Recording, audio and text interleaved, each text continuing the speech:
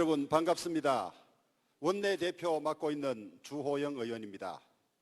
오늘 영남권 후보 토론회를 위해서 이곳 부산, 또 울산, 경남, 그리고 대구, 경북에서 평일임에도 불구하고 이렇게 많은 분들이, 당원들이 모여주셔서 진심으로 감사를 드립니다.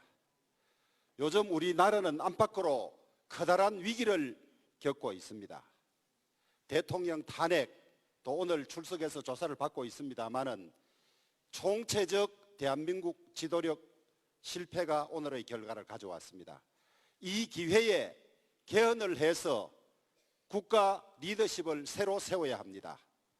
그런데 유독 한 정당, 한 후보만이 개헌을 반대하고 있습니다. 경제 많이 힘듭니다. 한미 FTA로 한미 공이 서로 상생 경제를 이루고 있습니다마는 그중에도 우리나라가 수출이 훨씬 늘고 FTA로 인한 효과를 많이 보고 있습니다. 그런데 4년 전에 한미 FTA 잘못됐다고 재협상하자고 주장한 분이 현재 여론조사 1등을 달리고 있습니다. 북한이 핵미사일로 우리의 안전을 위협하고 있습니다. 지금 북한의 핵미사일을 막기 위한 가장 유효한 방어수단은 사드 체계입니다. 사드 배치를 반대하고 사드 배치 결정을 미루자는 분이 여론조사 1등을 하고 있습니다. 여러분, 이런 분들에게 나라 맡겨도 되겠습니까? 안 되죠? 지금 이 어려운 때 보수의 가치를 지키는 보수 우파에서 다시 국가를 맡아야 이런 문제들을 다 해결할 수 있습니다. 개헌으로 국가 시스템 다시 정비하고 FTA 재협상 하지 말고 기협상된 거 지켜나가야 합니다. 사드 배치돼야 합니다. 이런 일을 제대로 하기 위해서는 반드시 이런 가치를 지키고 또 주장하는 후보가 되어야 하는데 그 후보들이 우리 당에 있고 보수에 있습니다. 여러분, 지금 보수가 괴멸되었다고 많은 분들이 한탄을 하고 어려움을 겪고 있습니다. 보수 후보의 지지율을 다 합쳐도 이 30%밖에 되지 않은데 이 기울어진 운동장을 어떻게 하겠냐고 많은 분들이 걱정을 합니다. 그런데 보수 없이는 우리나라 점점 어려워지고 나라가 크게 휘청거릴 수밖에 없습니다. 반드시 우리가 진영을 재정비해서 보수의 가치를 다듬어서 우리가 다시 국가 경영을 맡아야만 대한민국을 위기에서 구하고 발전시킬 수가 있습니다. 그런데 보수를 다시 재건하는 일은 보수의 가치를 바로잡는 일부터 출발해야 됩니다. 보수의 가치 중에서 깨끗한 보수, 따뜻한 보수여야만 국민들로부터 지지를 받고 보수를 다시 살릴 수 있는데, 여러분, 따뜻하고 깨끗한 보수가 어디입니까? 바른정당이죠? 우리 훌륭하신 두 분 후보님이 선의의 경쟁을 열심히 하고 있습니다. 우리 남경필 후보 5선 국회의 경험에다가 우리나라 인구의 4분의 1을 차지하는 경기도의 도지사를 야당이 많음에도 불구하고 협치로 훌륭하게 수행하고 있고 또 좋은 일자리를 많이 만들어내고 있습니다. 또 우리 유승민 후보 국방위원장 하시면서 안보 전문가 되셨고 또 KDI 오래 근무하면서 검증된 유능한 경제 전문가입니다. 그리고 박근혜 정부 이렇게 국정에 파탄이 올 동안 깨어있는 몇 안 되는 사람으로서 대통령의 잘못을 직언을 하고 바로잡으려고 노력했던 선비형 정치인입니다. 저는 이 두 분 중에 어느 분이 대통령이 되어도 이 위기의 나라를 잘 구할 것이라고 확신을 합니다. 그런데 문제는 우리가 이 당내 경선에서 당선되신 두 분을 어떻게 우리의 대통령으로 만드느냐에 딸려 있습니다. 여러분, 세계에서 승리한 여러 전쟁 중에서 절반 이상은 진다는 상황 판단이 났을 때 죽기 살기로 해서 이긴 전쟁이 전쟁의 절반이라고 합니다. 지금부터 우리가 절박하게 힘을 합치고 나라를 구하는 길이 무엇인지 생각하면 우리는 우리의 후보를 대통령으로 만들 수 있을 것이라고 확신합니다. 오늘 두 분 후보님 화끈하고 치열하게 토론하셔서 여기 계신 우리 당원들로 하여금 또 오늘 방송을 보시는 시민들로 하여금 저분을 반드시 대통령 만들어야겠구나 하는 결의가 넘치도록 정말 화끈하고 치열하게 토론해 주시기를 부탁드립니다. 감사합니다. 네, 좋은 말씀 해주신 주호영 대표님께 다시 한번 큰 박수 부탁드립니다.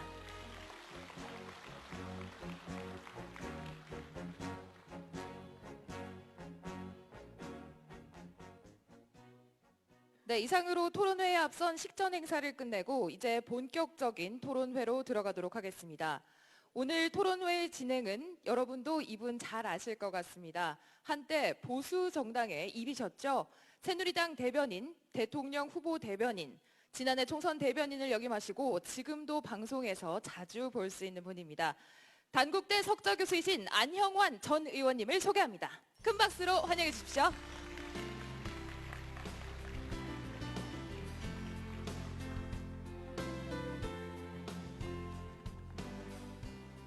네, 여러분 반갑습니다. 안형환입니다. 사실 제가 지난 4.13 총선 이후에 정당 행사에 나타나기 처음입니다. 역시 정당 행사가 활기차고 좋습니다. 이런 중요한 모습, 또 이런 중요한 행사장에 제가 사회를 맡게 돼서 제가 개인적으로 굉장히 영광이고요. 그런데 또 한편으로는 마음과 어깨가 무겁습니다. 오늘 박근혜 전 대통령이 지금 검찰에서 조사를 받고 있습니다. 다시는 우리 헌정사에 있어서는 안 될 참담한 일입니다.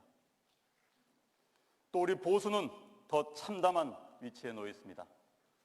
보수는 국가를 운영할 수 있는 능력, 도덕성, 그리고 국민과 함께하는 따뜻한 마음이 있어야 된다고 생각합니다. 저는 지금 많은 후보들이 나와 있습니다. 이 많은 정당 후보들 가운데서 바로 바른정당의 후보들이야말로 이런 보수의 조건을 제대로 갖췄다고 생각합니다. 여러분 생각 어떠십니까?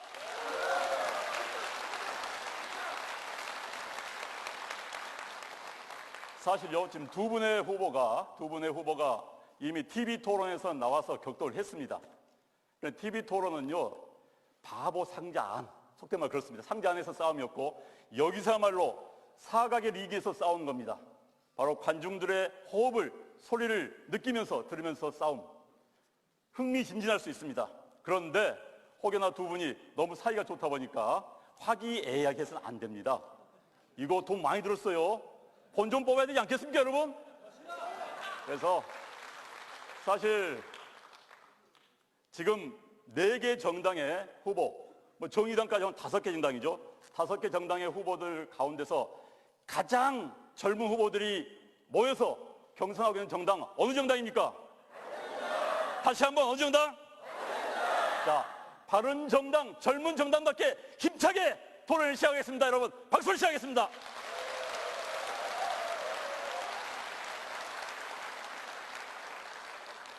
자, 그런데요, 오늘 규칙이 이렇습니다. 조금 이따 후보들이 입장할 때까지는 박수가 가능합니다. 연호도 가능합니다. 후보가 입장한 다음부터 소리를 치거나 또 토론 중에 끼어드시면 이 청중석에서 퇴장을 당한다고 합니다. 그런 불상사 있어서는 안 되겠죠. 그러니까 좀 이따 후보가 등장하실 때 정말 마음껏 연호를 해주시기 바랍니다. 자, 시작을 하겠습니다. 자, 후보 등장은 먼저 제가 호칭한 후보의 영상물이 나오고 난 다음에 그걸 보시고 그 후보가 등장하는 식으로 하겠습니다. 먼저 유승민 후보입니다.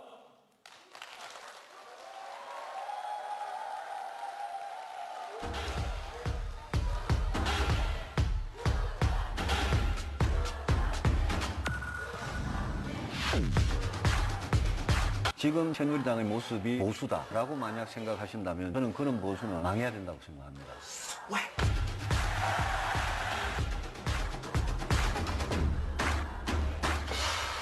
제가 꿈꾸는 보수는 정의롭고 공정하며 진실되고 책임지며 따뜻한 공동체의 건설을 위해 땀 흘려 노력하는 보수입니다. 어떤 권력도 국민을 이길 수는 없습니다.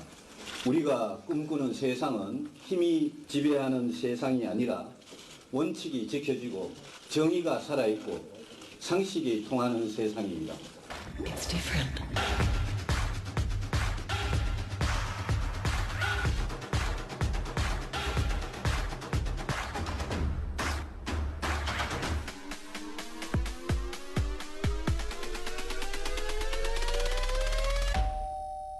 경제를 살리고 안보를 지키는 대통령이 되겠습니다. 정의로운 민주공화국의 대통령이 되겠습니다. 저희 진심을 다해 용감하게 도전하고 반드시 승리하겠습니다.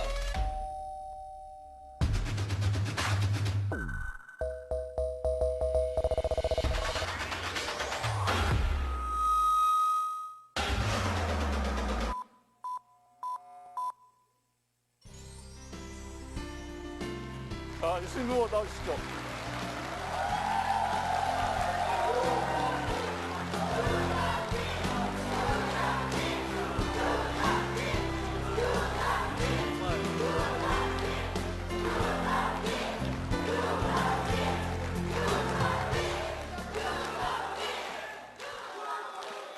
자, 좋습니다. 다음은 남경필 후보 순서입니다.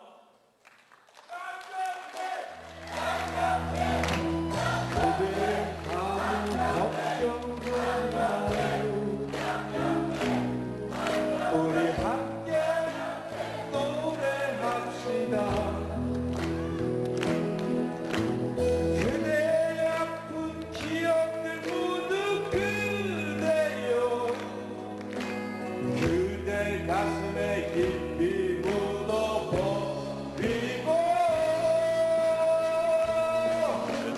지나간 것은 지나간 대로 그런 의미가 있죠. 떠난 이에게 노래하세요. 후회 없이 사랑했노란 말해요. 우리 다 함께 노래합시다. 후회 없이 꿈을 꾸었단 말이에요. 자, 남경필 후보 나오시죠.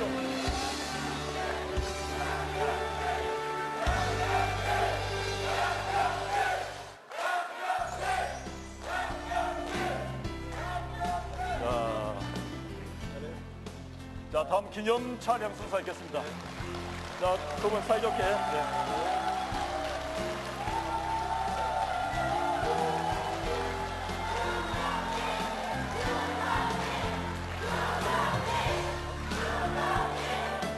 자, 일단은 세지 한번 합시다.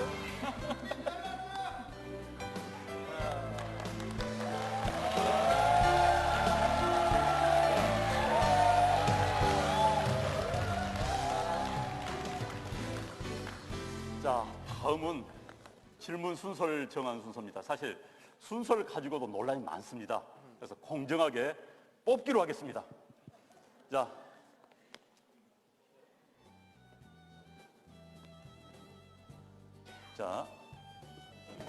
자, 이렇게 보면 안 돼요. 공정하게 속임수가 있을까 같으니까 뒤로. 자, 먼저 유승민 후보부터 하나 골라주시죠. 자, 아직 기다려 주십시오. 자, 한 사람만 뽑으면 되는 거 아니야? 이 캡슐 안에는 A, B가 있습니다.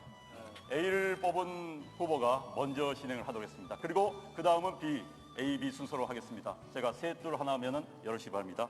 셋, 둘, 하나. 자, 남경필 후보가 A, 유승민 후보가 B입니다. 그래서 순서는 남경필 후보가 먼저 하도록 하겠습니다.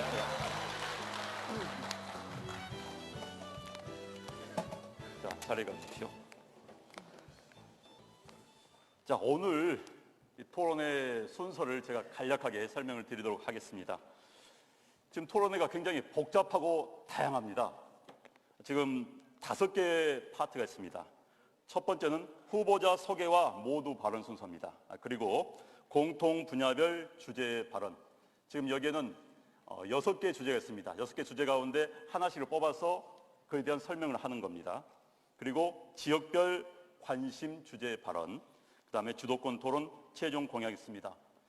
아마 사실 저는 미국 토론을 볼 때마다 어떻게 저 사람 저렇게 자연스럽게 잘하지 하고 제가 부러워했었습니다. 우리나라 토론은요, 모 정당의 후보가 토론에 나오면은 항상 같은 정당의 같은 의원들이 무슨 하게 하냐고 그럽니다. 그 모 후보는 지금 지지율 1위를 달리고 있는 후보입니다. 저희 바른정당에서는 학예회 같은 거 하지 않겠습니다. 들고 와서 있는 거 하지 않겠습니다. 있는 그대로 하겠습니다. 여러분 믿어도 괜찮겠죠? 자, 그래서 지금 후보들께서 뭐 별로 들고 나온 게 없습니다. 준비하지 않은 있는 그대로 실력을 보여드리도록 하는 그런 진행을 하도록 하겠습니다. 자, 먼저 첫 번째 A를 뽑으신 남경필 후보의 후보자 소개와 모두 발언입니다. 먼저 영상물 준비하셨죠? 네. 영상물부터 보고 난 다음에 모두 발언 듣도록 하겠습니다. 자, 시작하겠습니다.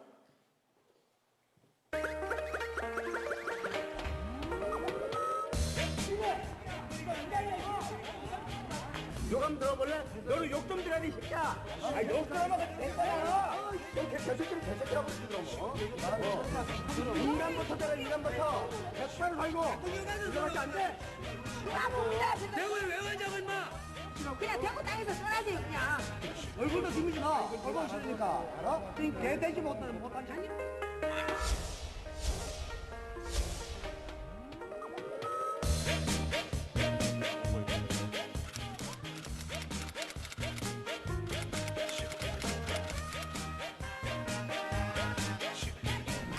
국민들이 욕을 하시면 욕을 먹는 게 그게 정치인의 역할 중에 하나더라고요. 안에 있는 울분을 어떻게 해결을 못하고 그거를 막 직접 표출하는 건데 그런 분들이 대부분 마음이 약한 분들이에요. 이거 우리 한번 극복해 봅시다.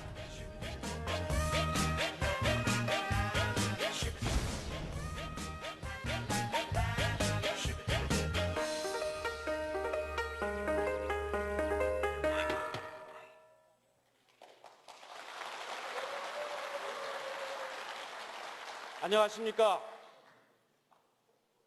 부산, 경남, 그리고 대구, 경북, 울산 국민 여러분, 또 우리 바른정당의 당원 여러분, 아울러 이 시간 지금 날카로운 눈으로 평가를 하고 계시는 우리 국민평가단 여러분, 남경필입니다. 저는 수도권에서, 수원에서 국회의원을 5번 했습니다.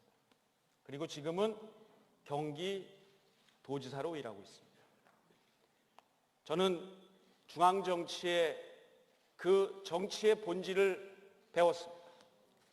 그리고 그것을 바탕으로 해서 지금 경기도지사로서 우리 사회의 아픔을 그대로 보고 있습니다. 바로 지금 보신 저 영상, 제가 지난번에 대구의 우리 주호영 대표님 지역의 당원 교육을 갔다가 나오니까 예기치 못한 환영객들, 아마 이 태극기 부대일 거예요.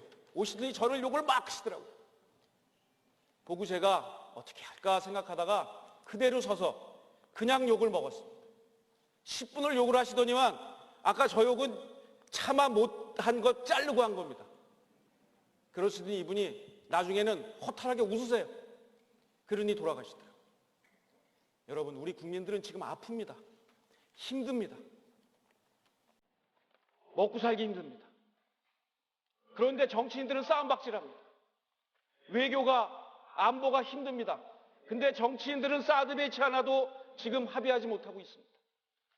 국민들 먹고 사는 문제, 일자리 문제, 안보 문제 제대로 하지 못하고 정치가 싸움박질하고 있는데 이거 저희 바른정당이 확 바꿔야 합니다. 그리고 그 중심에 저 남경필이 서 있겠습니다. 앞으로 90분 동안 여러분께 말씀드리겠습니다. 그러나 저는 정치인들이 욕먹는 이유, 싸우고, 거짓말하고, 말 바꾸고 이런 거 안 하겠습니다. 제가 해본 것, 약속한 것, 그동안 20년 동안 정치하면서 일관되게 주장해 온 것 말씀드리겠습니다. 그래서 그 안에서 어떻게 정치를 하나로 만들고 국민을 통합해서 그 결과로 안보 튼튼, 경제 튼튼 할 수 있는지 말씀드리겠습니다. 경기도에서 지금 하고 있습니다. 경기도는 연정을 하고 있습니다. 정치가 안정됐습니다. 그러다 보니 경기도에서는 전국에서 만든 일자리의 절반, 약 30만 개를 지난 2년 동안 만들었습니다. 놀라운 숫자입니다. 앞으로 대통령이 돼서 대한민국 하나로 통합시키고 일자리가 넘치는 튼튼한 대한민국 만들겠습니다.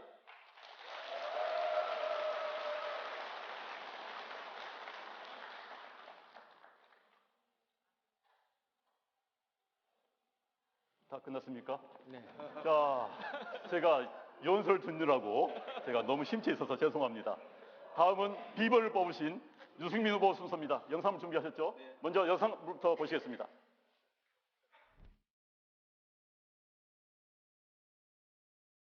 대선 레이스에서 이제 이재명 시장님의 가장 강력한 상대는 누가 될 것 같습니까? 그 유승민 후보가 제일 유승민 의원 같은 사람이 유승민 의원 아무래도 유승민 후보가 되지 않을까 싶습니다.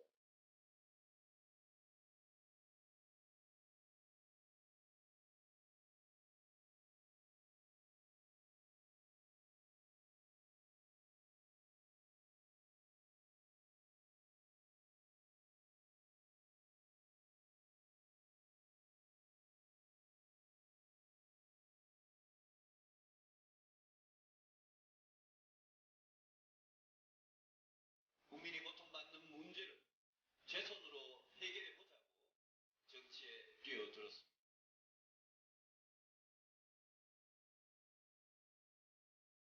국민의 삶이 무너지는데 우리는 국민의 통증을 느끼지도 못했습니다. 가진 자, 기득권 세력, 재벌 대기업의 편이 아니라 고통받는 서민 중산층의 편에 서겠습니다. 제가 두려운 것은 오로지 국민입니다. 제가 믿는 것은 국민의 정의로운 마음뿐입니다.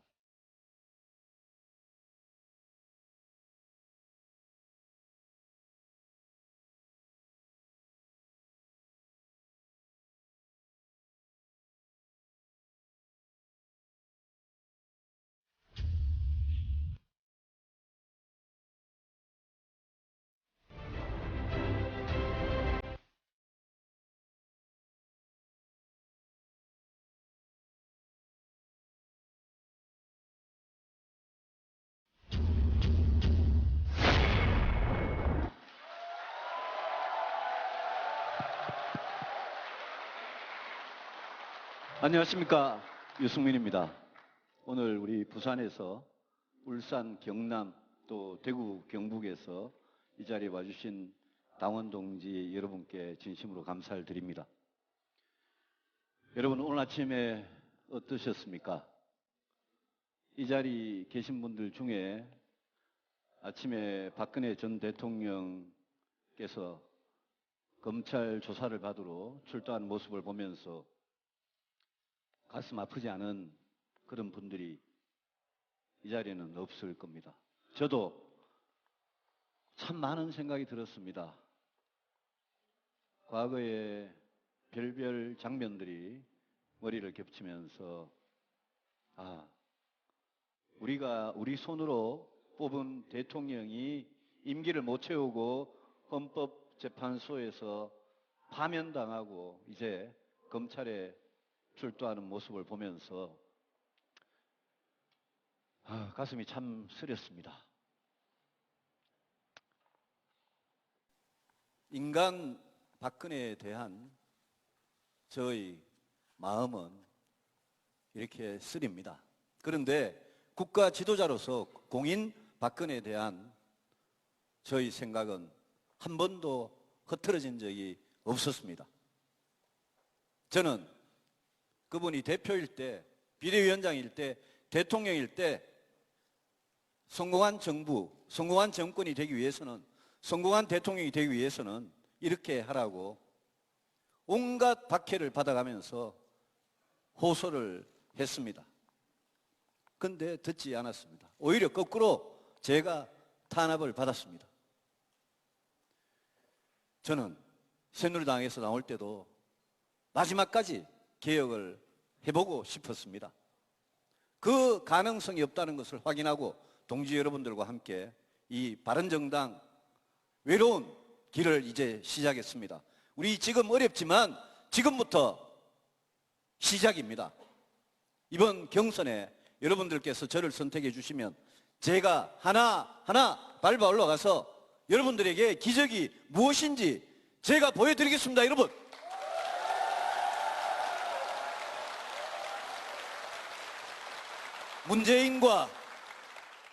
문재인과 안희정과 누가 민주당 대선 후보가 되든 그 사람들하고 1대1로 붙어서 가장 경쟁력 있게 앞설 수 있는 사람, 저 유승민밖에 없습니다. 저 자신 있습니다. 신념이 있습니다. 용기가 있습니다. 여러분들께서 함께 해주시면 저는 어느 것도 두렵지 않습니다. 여러분 같이 갑시다, 여러분. 고맙습니다. 열심히 하겠습니다. 제가 앞장서겠습니다. 자, 두 분의 소신 한번 들어봤습니다. 정치학자들이 이런 이야기합니다. 대통령이 되기 위한 조건으로는 첫 번째, 통찰력. 낙엽이 흔들리는 소리에도 세상 흐름을 알 수 있는 통찰력. 그 다음에 비전. 그 다음에 소통 능력. 그리고 지적 능력을 이야기합니다. 이 지적 능력이 필요한 이유는 세상에 많은 현안들이 있습니다. 현안들에 대해서 최소한 대통령은 정책은 만들지는 못하더라도 정책을 이해할 수 있는 능력, 판단할 수 있는 능력이 필요합니다. 그래서 이번 순서는 바로 두 분의 정책 능력을 평가하는 시간을 갖도록 하겠습니다. 저희들이 정책을 크게 정치, 경제, 교육, 노동, 복지 5개 분야에 안보, 통일, 외교를 해서 6개 분야로 나눴습니다. 그런데 이 6개 분야 이야기를 다 들으려면요, 끝도 갓도 없어요. 시간이 없습니다. 그래서 인생사 복불복 아닙니까? 주사위를 던져서 한 개씩 정하도록 하겠습니다. 어떻습니까, 여러분?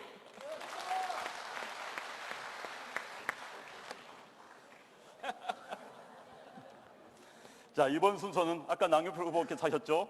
이번은 유승민 후보께서 이런 순서로 하겠습니다. 아니,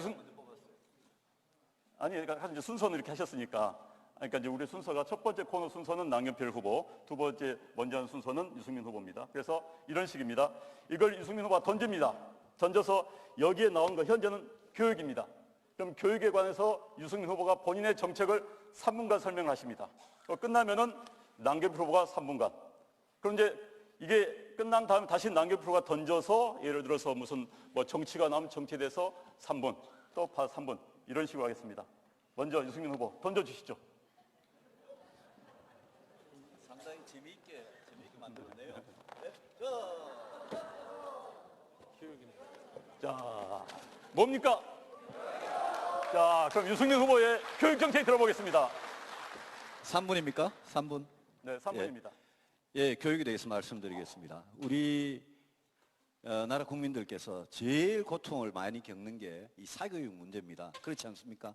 1년에 교육 예산, 정부가 쓰는 교육 예산이 61조 정도 되는데 사교육이 30조 원 든다는 통계도 있고 뭐 18조 원 든다는 통계도 있는데 제가 보기엔 한 30조 원 듭니다. 그리고 우리 정부 전체가 1년에 쓰는 예산의 한 절반 정도가 국민들이 주머니에서 학원비다 뭐 애들 사교육에 들어가는 이 예산이 들어갑니다. 이 사교육만큼은 반드시 바로 잡아야 되는데, 그런데 우리 전두환 대통령 때 사교육을 과외를 완전히 금지시키는 법안을 해봤더니 그게 헌법 위반이다 이렇게 판결이 나버렸습니다.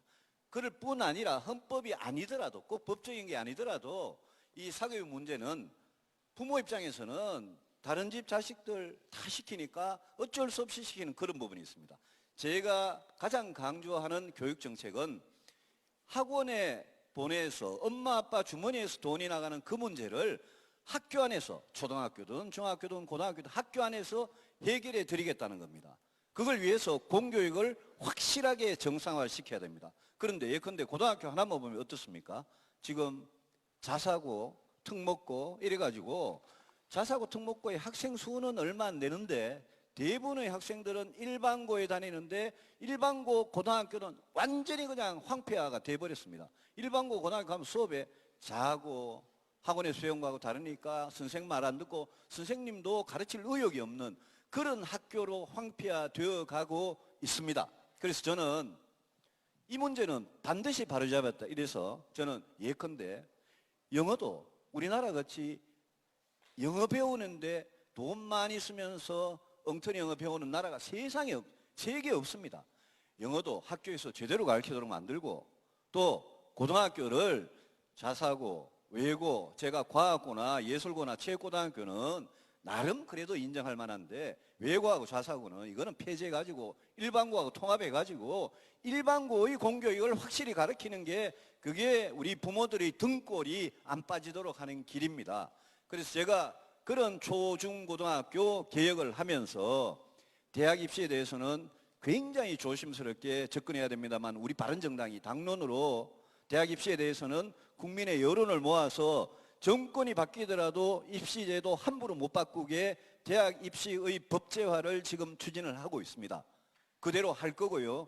대학 입시도 지금과 같이 전형이 무슨 전형 이래가지고 대학교 입학하는 방법이 수천 가지가 되는 이거는 특히 가난한 집안의 엄마 아빠한테는 완전히 고통스러운 겁니다. 이런 거 제가 확 뜯어 고치겠습니다. 자, 수고하셨습니다. 자, 다음은 남경 후보 3분간 말씀해 주시죠. 박수 계속 이렇게. 자, 그런데 제가 이제 여기까지는 참겠습니다. 지금부터는 자제해 주십시오. 왜냐하면 진행 시간 때문에 그렇습니다. 여러분들 빨리 끝내고 집에 가셔야죠. 박수 치지 마세요. 네, 그러니까 지금부터는 박수를 자제하시고 계속 토론에 열중하도록 하겠습니다. 3분간 말씀해 주십시오. 우리 사회가 불공정하다, 정의롭지 못하다 하는 이유가 딱 두 개 있습니다. 첫 번째는 군대. 백 입고 돈 있는 사람은 군대 잘 안 갑니다. 가더라도 좋은 보직 갑니다. 특히 코너링을 잘한다고 운전병으로 뽑혀갑니다. 두 번째가 뭐냐? 사교육입니다. 바로 아버지, 어머니의 재산과 지식 정도가 바로 아이들한테 전이가 돼서 돈 많은 집 자식들은 좋은 대학 가고 좋은 교육 받아서 잘 산다는 거죠. 이게 불공정한 거예요.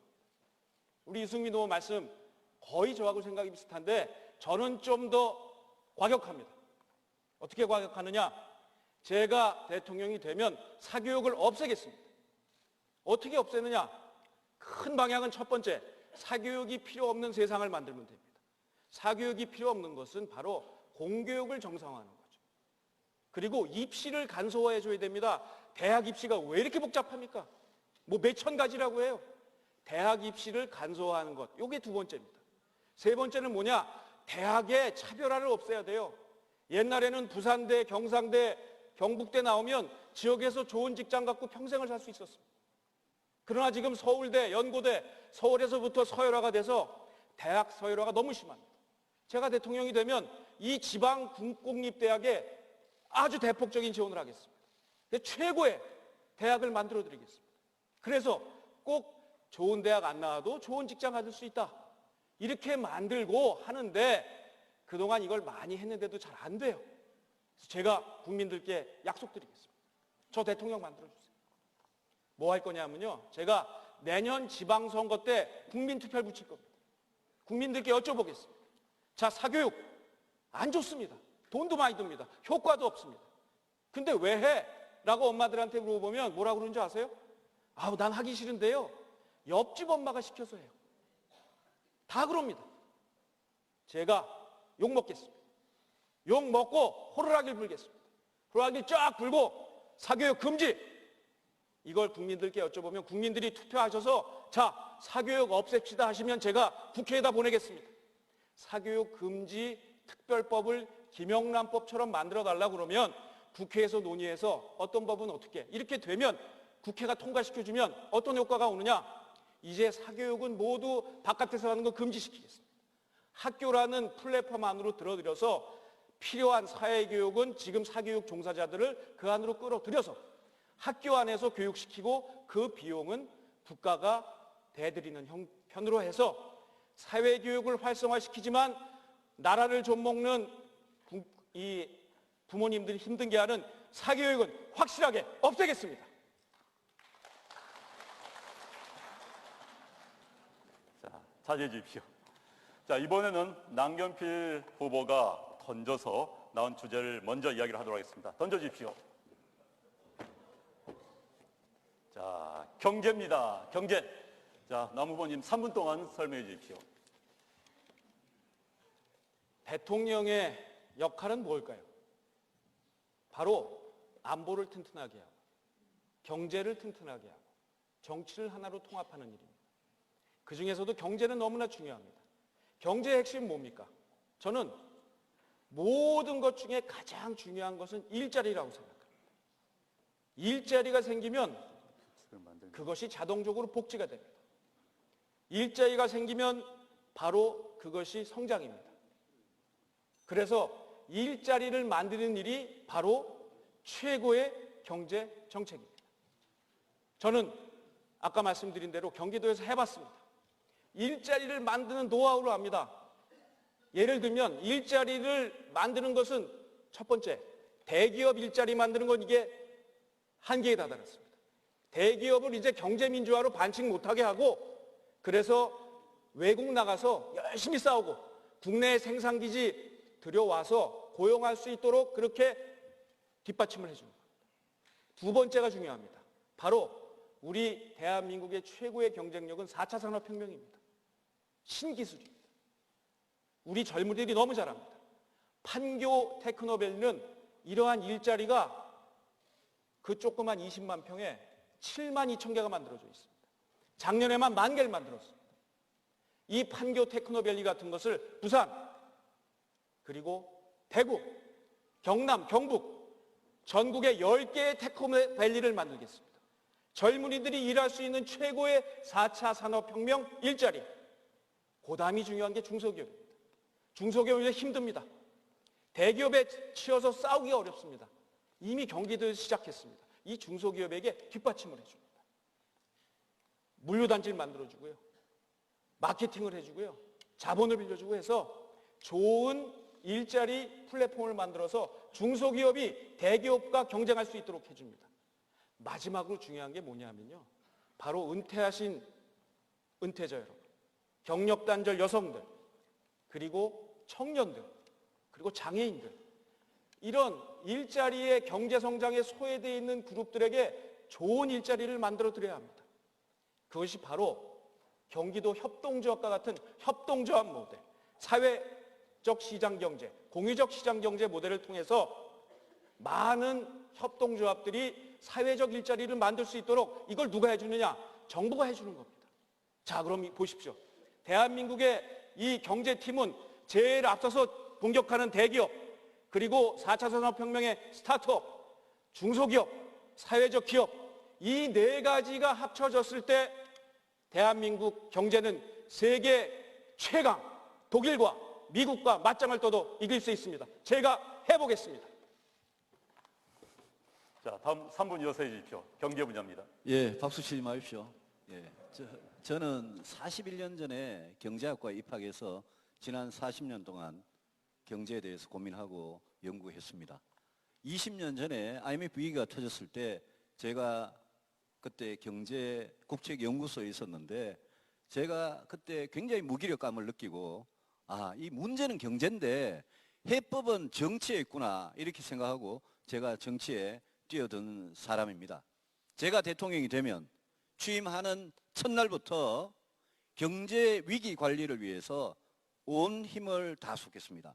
지금 자칫 잘못하면 1997년, 98년에 여러분들 겪었던 그 IMF 위기 같은 그런 위기가 또다시 올지 모릅니다.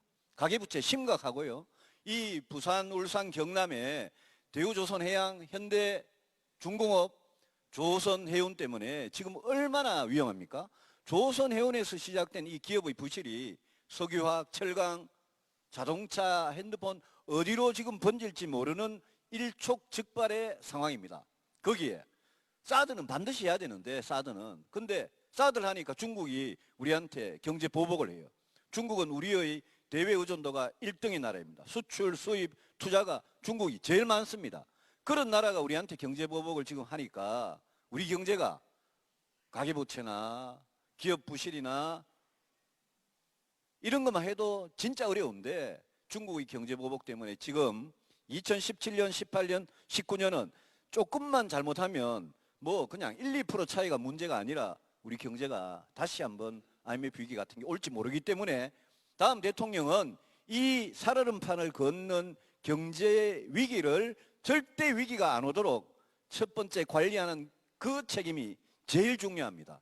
제가 바로 그거를 해내겠다라고 지금 많은 준비를 하고 있습니다. 그 다음에는 우리 남경필 후보님 말씀에 전적으로 동감하는 부분이 많습니다.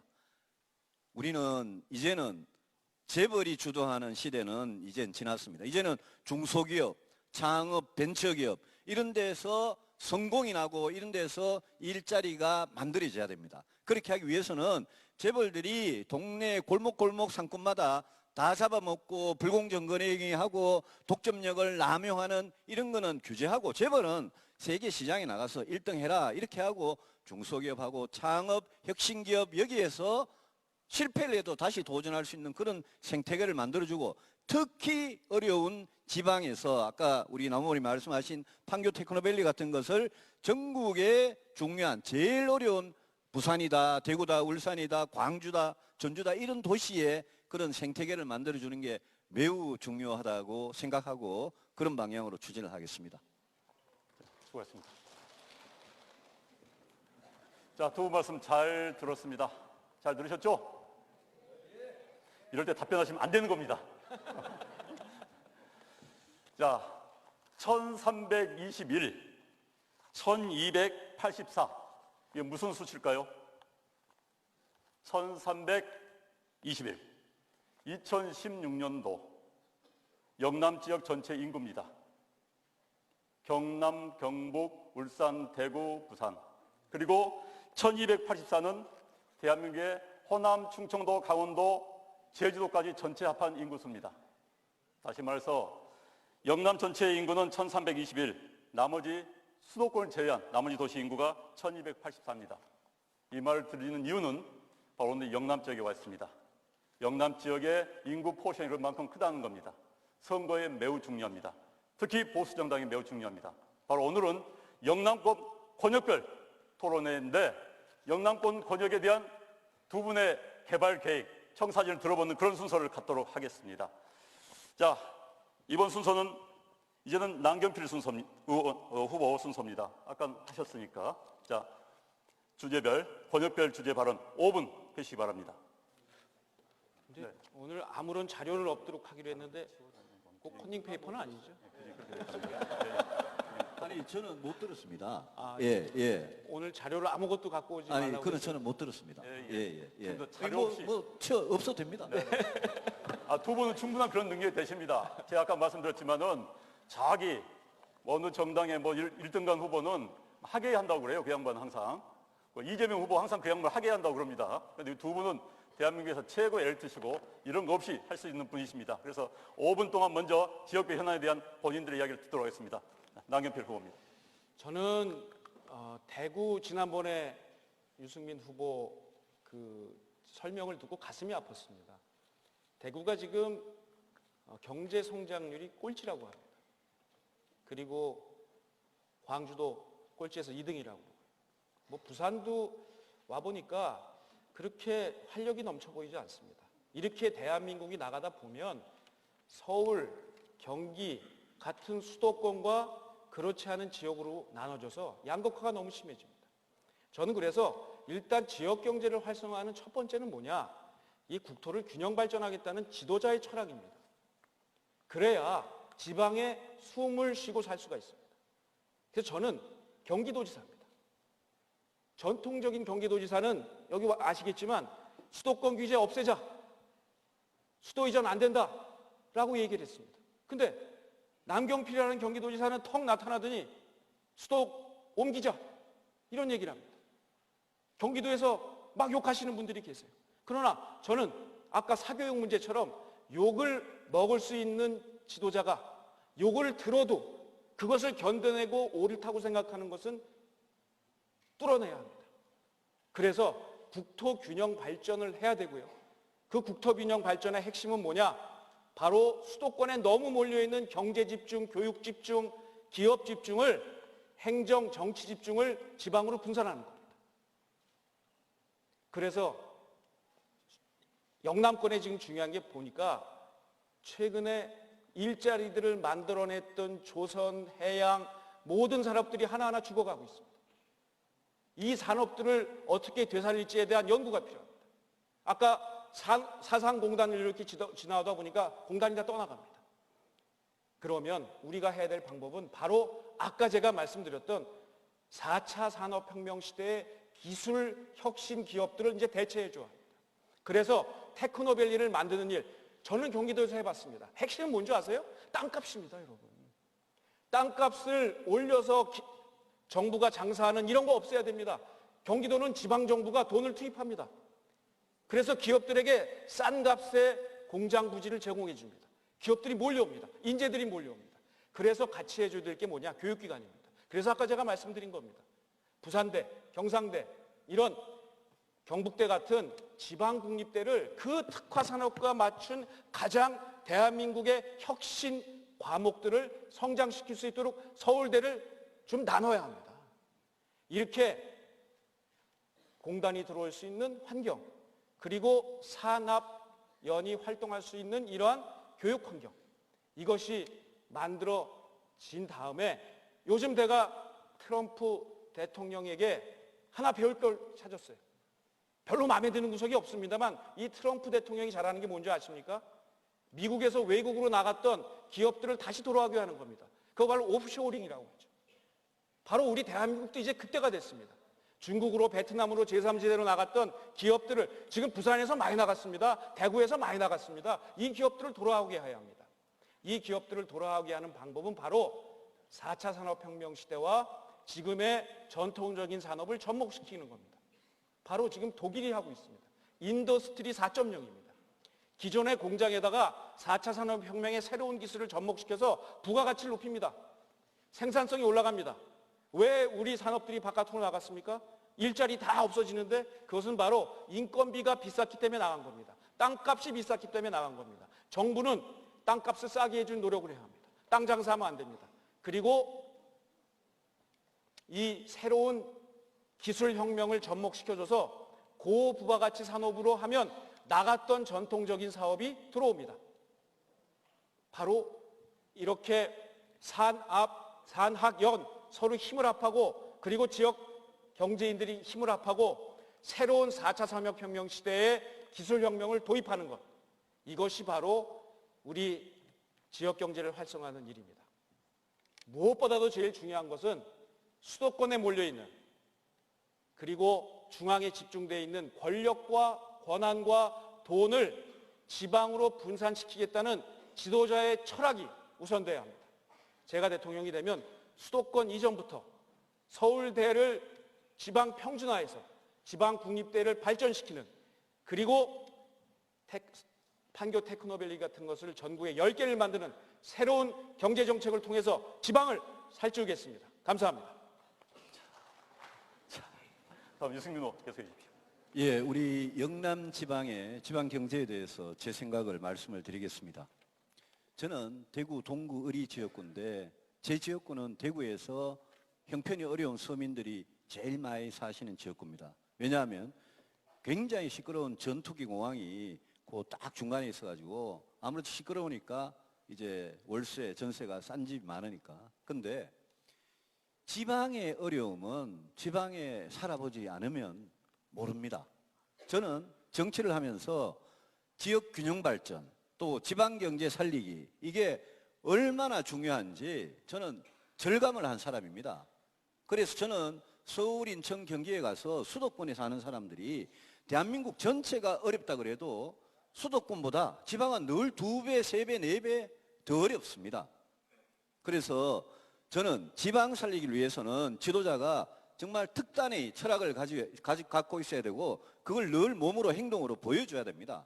2008년에 이명박 대통령 취임하자마자 전국 10개로 혁신도시를 만들기로 했습니다. 공공기관을 다 지방으로 10개로 나눠가지고 10개 혁신도시를 만들기로 했는데 노무현 대통령 때 결정해 놓은 거를 이명박 대통령 들어가지고 그걸 백지화 시키려고 그럴 때 제가 그때 여당 의원인데 제가 나서서 몸으로 그걸 막았습니다. 제가 국회에 야당 여당 할 거 없이 혁신도시 의원들 다 모여라 이래가지고 제가 그 몸으로 막았습니다.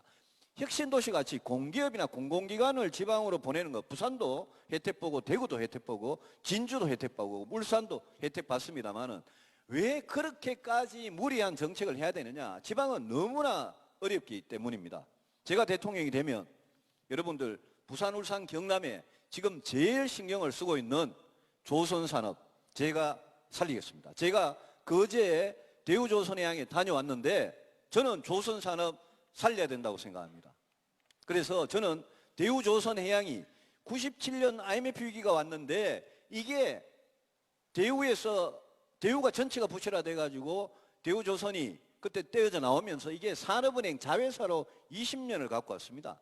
그러다 보니까 이게 공기업 형태로 돼 가지고 20년 동안 비실비실하다가 이번에 사태를 초래한 겁니다. 현대나 삼성보다 이게 더 어렵지 않습니까? 저는 대우조선해양을 절대 죽이지 않겠습니다. 살리려면 빨리 살리겠습니다. 화끈하게 살리겠습니다. 살리되 이거를 이런 식으로 공기업 형태로는 절대 안 놔두겠습니다. 반드시 주인 있는 회사를 만들어가지고 효율화 시켜가지고 다시는 이렇게 해양 플랜트 같은 데 위험하게 뛰어들다가 잘못해서 지역 경제에 이렇게 피해를 주는 일이 없도록 제가 하겠습니다.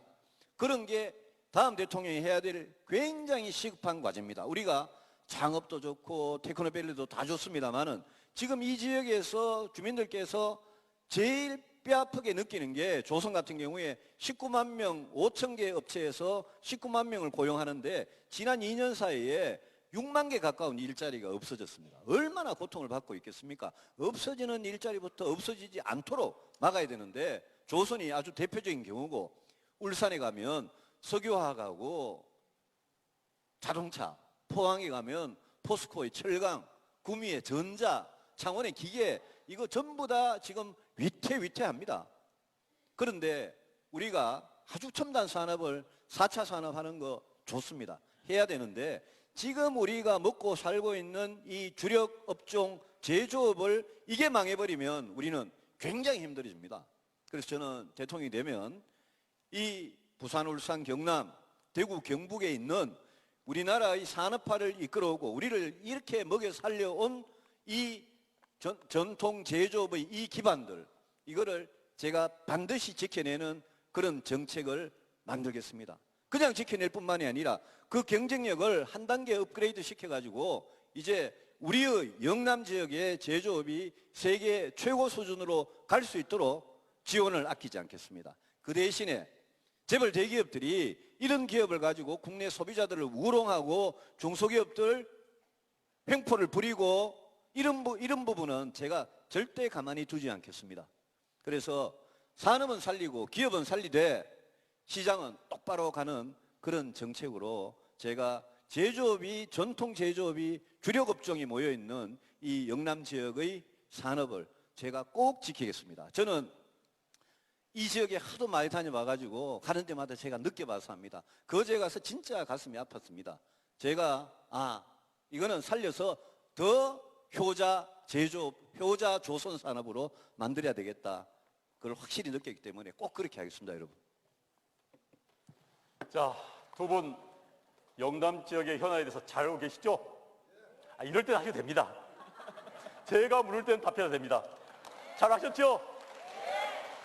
두 분이 아무튼 영남 지역의 현안과 또 영남 지역의 비전까지 말씀해 주셨습니다. 다음 순서는 주도권 토론입니다. 아마 우리 기자 여러분들 이게 하이라이트입니다. 지금부터 잘 받아쓰십시오. 지금부터는 이제까지 사실 너무 진지했어요. 좀 싸워야 재밌지 않습니까? 세상 제일 재밌는 것은 자기 말고 딴 사람이 싸우는 거. 자, 우리 두 후보 좀 싸움 좀 시킵시다. 그래서 지금 주최 측에 저한테 아까 내려오라 하면서 두 후보 옷을 벗깁시다. 이런 차이 나왔어요. 두 후보 상의 좀 벗고 해도 되겠습니까? 자, 우리 타수의 당원 동기들이 두 분의 옷을 벗기를 원합니다. 그럼 해드릴게요. 걱정 마십시오. 자, 옷을 벗고 이번 배틀입니다. 자, 이 순서는 어떻게 되느냐? 13분 30초 동안 한 분이 자기 시간을 갖습니다. 지금 여기 13분 30초가 나와 있습니다. 그래서 한 분이 질문을 하든 본인 이야기를 하든지 하는 겁니다. 그런데 무조건 본인 이야기하는 순간 시간은 속된 말로 까갑니다. 그리고 질문을 던지면 답변할 경우는 또 답변한 측에서 시간이 까집니다. 그런데 이런 분들 계세요. 제가 국회에 있을 때 이제 국회의원들이 질의 시간 한 5분 줍니다. 5분 주면은 4분 50초 동안 막 자기 한 말 하는데 이게 동의하십니까? 이런 분들 계세요. 우리 주호영 대표님 어디 계십니까? 많이 그러시던데.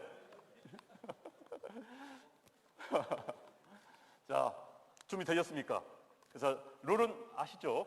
그래서 13분 30초 동안 말을 어떤 이야기를 할 수 있습니다. 그리고 자르고 들어가도 상관이 없습니다.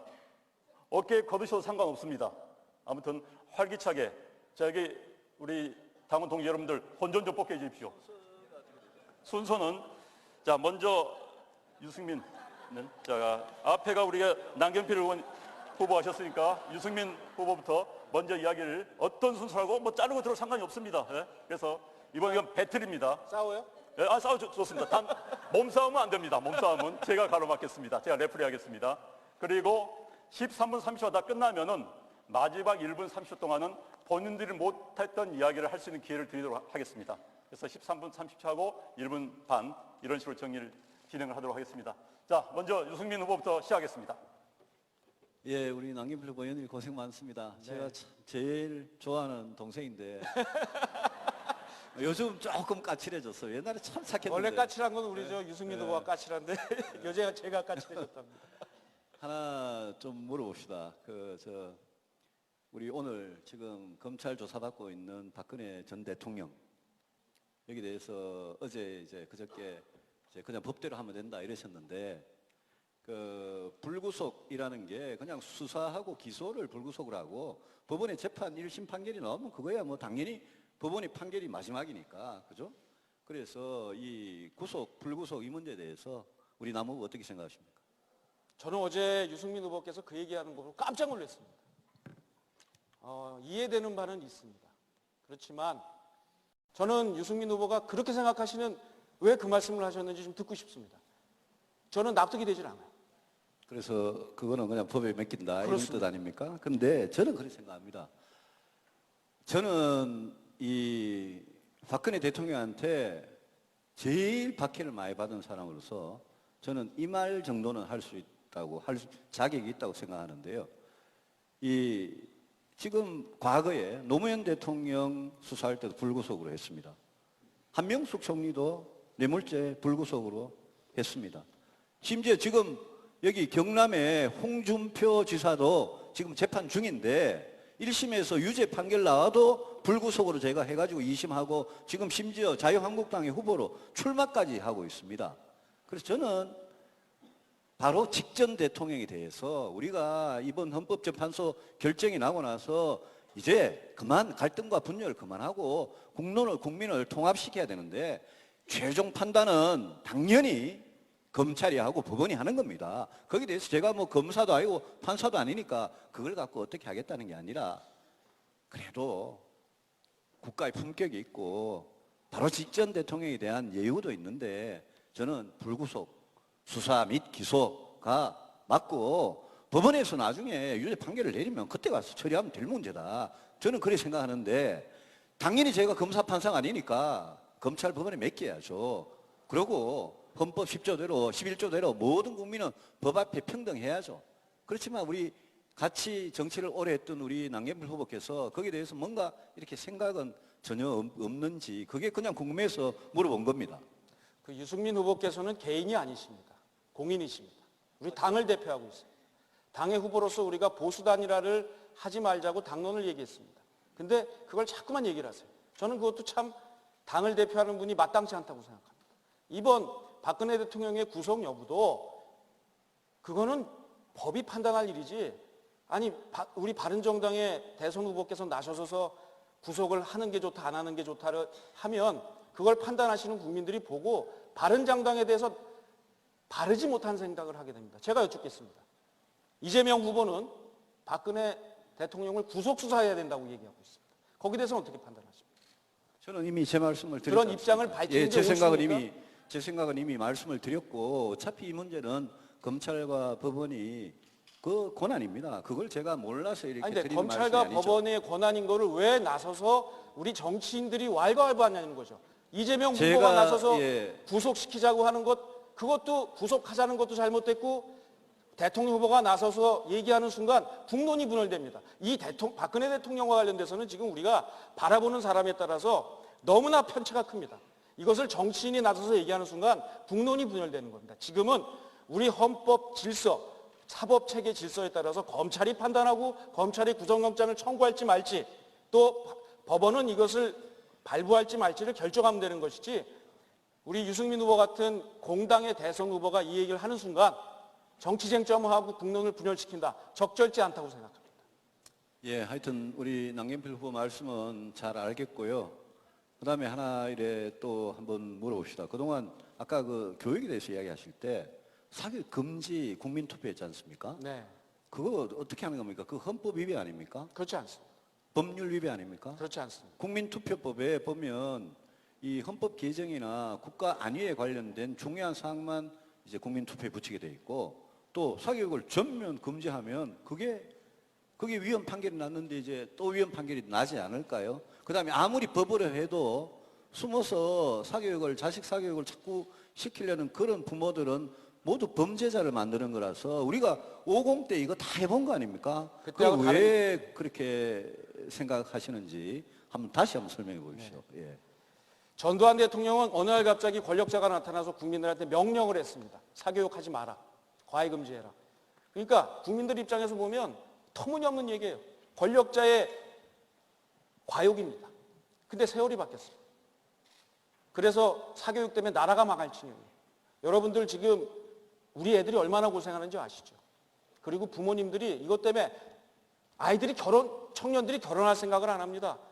노후 대비할 돈을 다 거기다 지금 쓰고 있어요.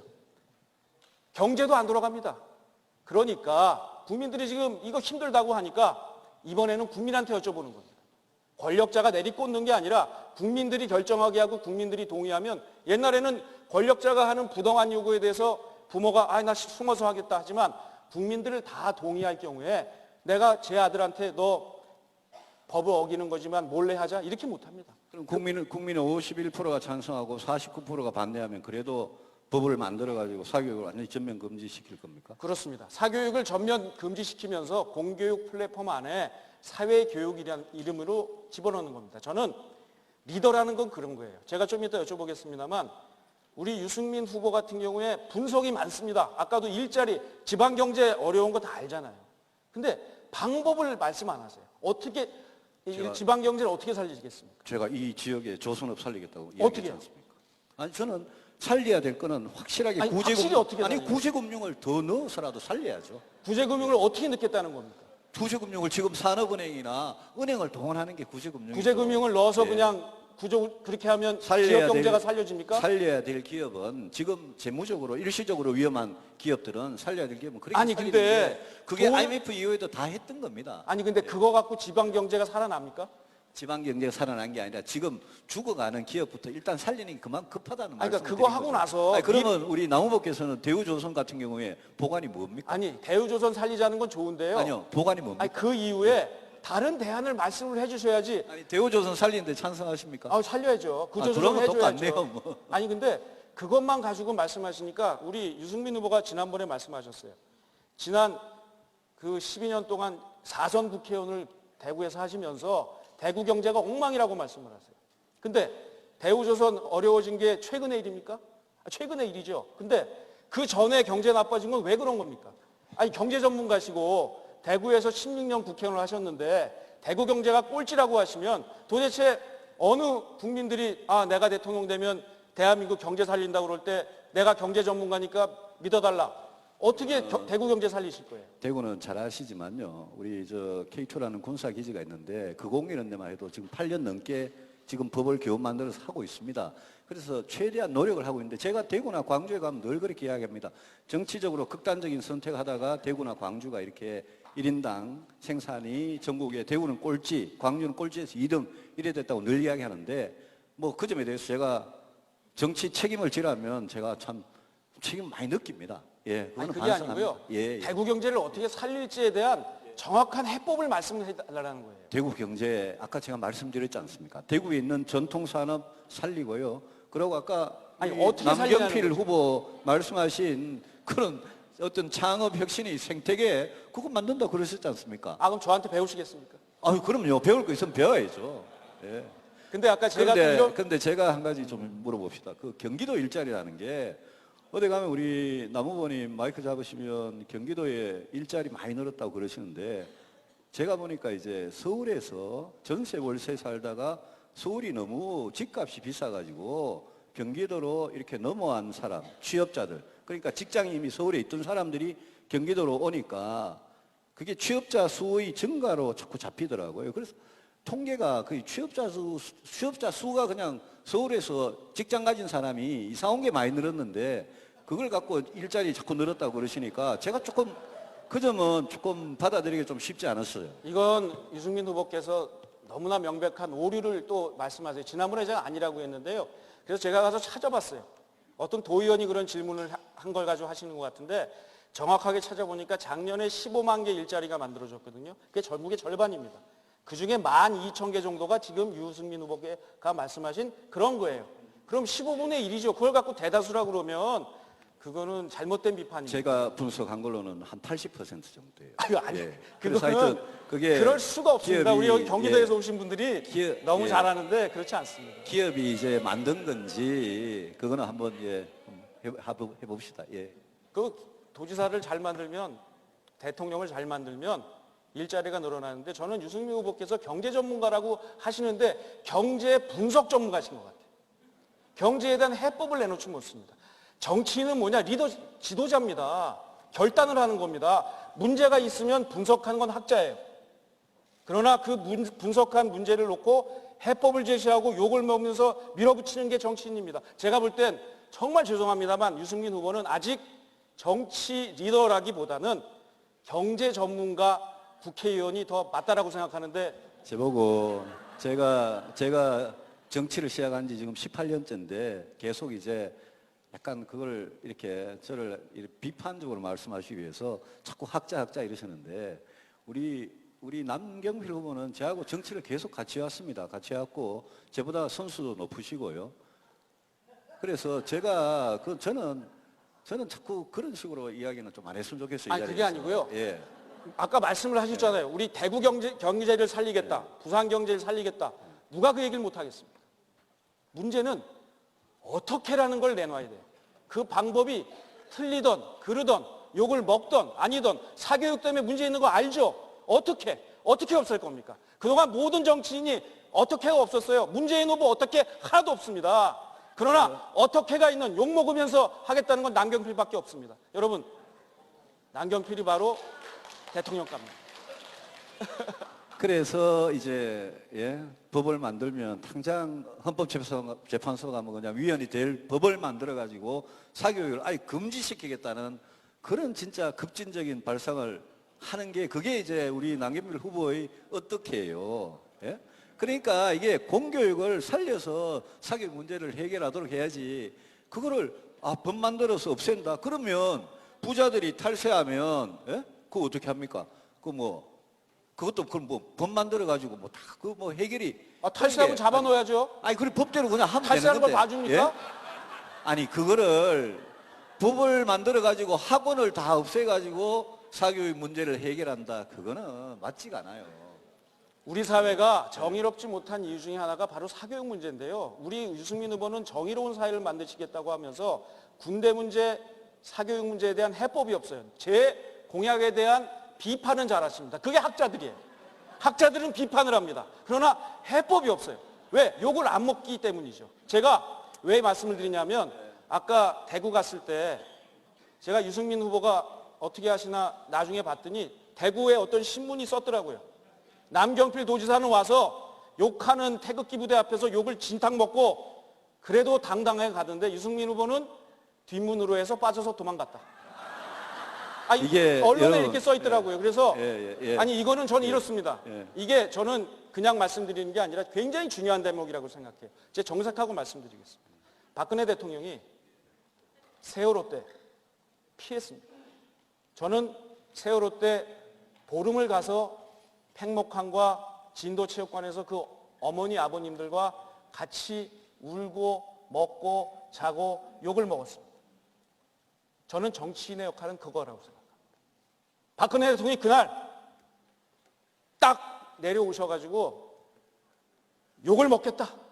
그러면서 국민들하고 같이 눈물을 흘렸다면 지금의 오늘과 같은 사태는 일어나지 않았습니다. 저는 그런 의미에서 유승민 후보께서 그날 그냥 뒷문으로 해서 빠져나가서 도망가셨다는 얘기를 들으니까 혹시나 걱정이 돼서 말씀드리는 겁니다. 여러분, 우리 저 새누리당 시절에 예? 제가 10년 동안 예?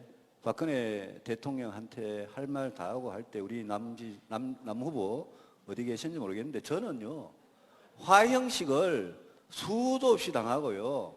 제 사무실 앞에서 아까 우리 남경필 후보가 아마 대구 왔다가 깜짝 놀란 모인데 저는 저보다가 100배, 1000배 더한 일들을 제 사진이 그냥 예? 길바닥에서 제 사무실 바로 앞에 나오면 길바닥에 있고 저는 침을 뱉고 온갖 욕설을 하고 저는 수도 없이 당했습니다. 우리 남경필 후보께서 그걸 가지고 저는 남경필 후보께서 우리 경기도지사 하면서 경기도 안산에서 3년 전에 발생한 세월호 사건 때문에 팽목항에 가서 그렇게 오랫동안 고생하신 거 정말 참 잘했다라는 표현은 맞지 않지만 정말 할 도리 다 했다라고 생각하고 제가 그때 전화도 몇 번 드리고 고생한다고 예? 정말 격려도 하고 그랬습니다. 그래서 그거는 할 도리 다 하는데 뭘 읽어보셨는지 모르겠는데 제가 태극기 부대에서 제일 심한 대구에서 이렇게 오랫동안 고생을 하는데 한마디 따뜻한 위로라도 해주시는 게 좀 낫지 않겠나 싶습니다. 예.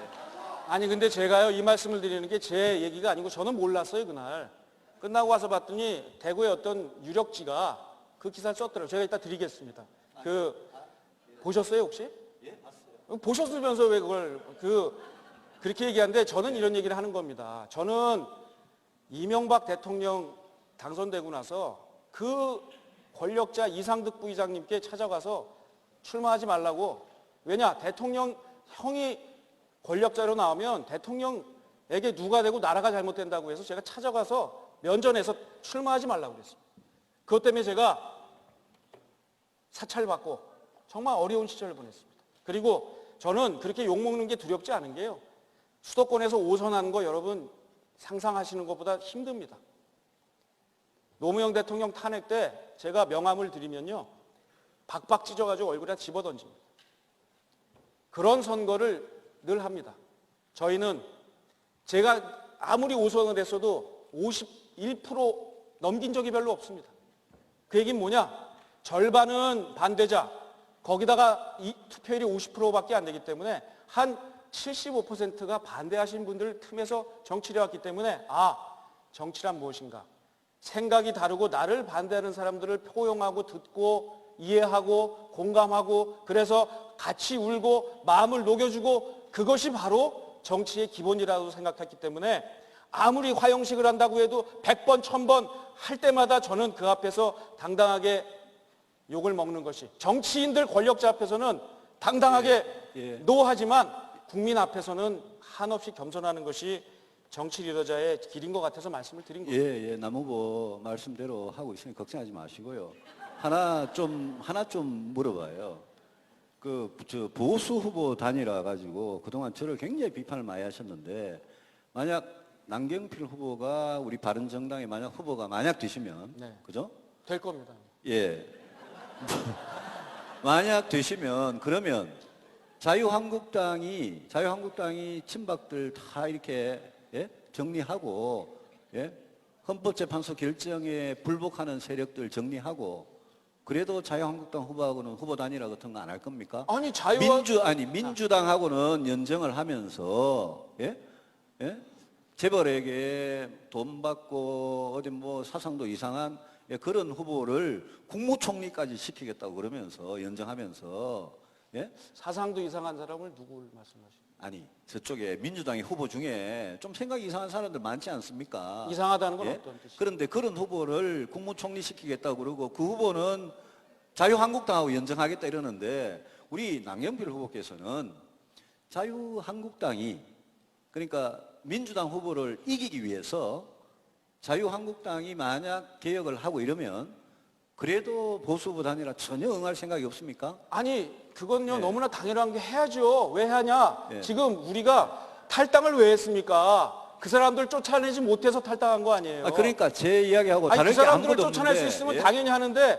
쫓아내지 못해서 온 건데 그 사람들이 그냥 나갑니까?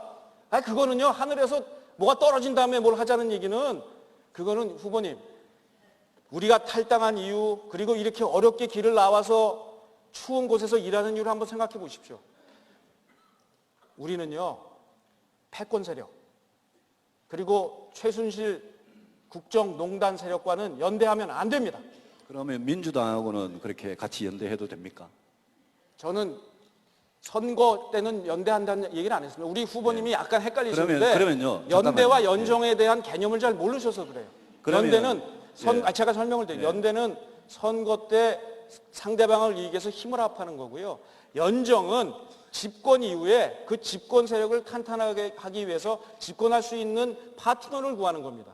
그것을 후보님께서 자꾸만 헷갈리시는데 연정과 연대를 좀 구분하시기 바랍니다. 예, 저도 연정과 연대 차이가 뭔지는 알겠는데요. 근데 그러면 후보 단일화에 대한 남경필 후보의 생각은 뭡니까? 그것만 좀, 그 파트만 이야기해 주십시오. 제가 말씀드렸잖아요. 예. 극단적인 사람들 빼고 같이 힘합해서 하겠다는 거 아닙니까? 그게 전부입니까? 그럼 자유한국당이 극단적인 사람이 아니면 관계없다 이런 그러니까 뜻입니까? 자꾸만 그 가정을 아니면 다 우리가 왜 나왔어요? 그러면요. 우리 남경필 후보는 사드에 대해서 찬성하지 않습니까? 그렇습니다. 그럼 국민의당은 당론으로 사드 반대하는데 그것도 아무 상관이 없습니까? 그러면 국민의당하고는 연대 안 하실 겁니까? 아니요. 가능성은 열어놔야죠. 근데 그 사드를 얘기를 하시면서 그렇지만 제가 이야기하는 보수부 단일화라는 거는 민주당 후보를 반드시 이기기 위해서 누가 가장 경쟁에 있는 후보를 뽑자는 거고요.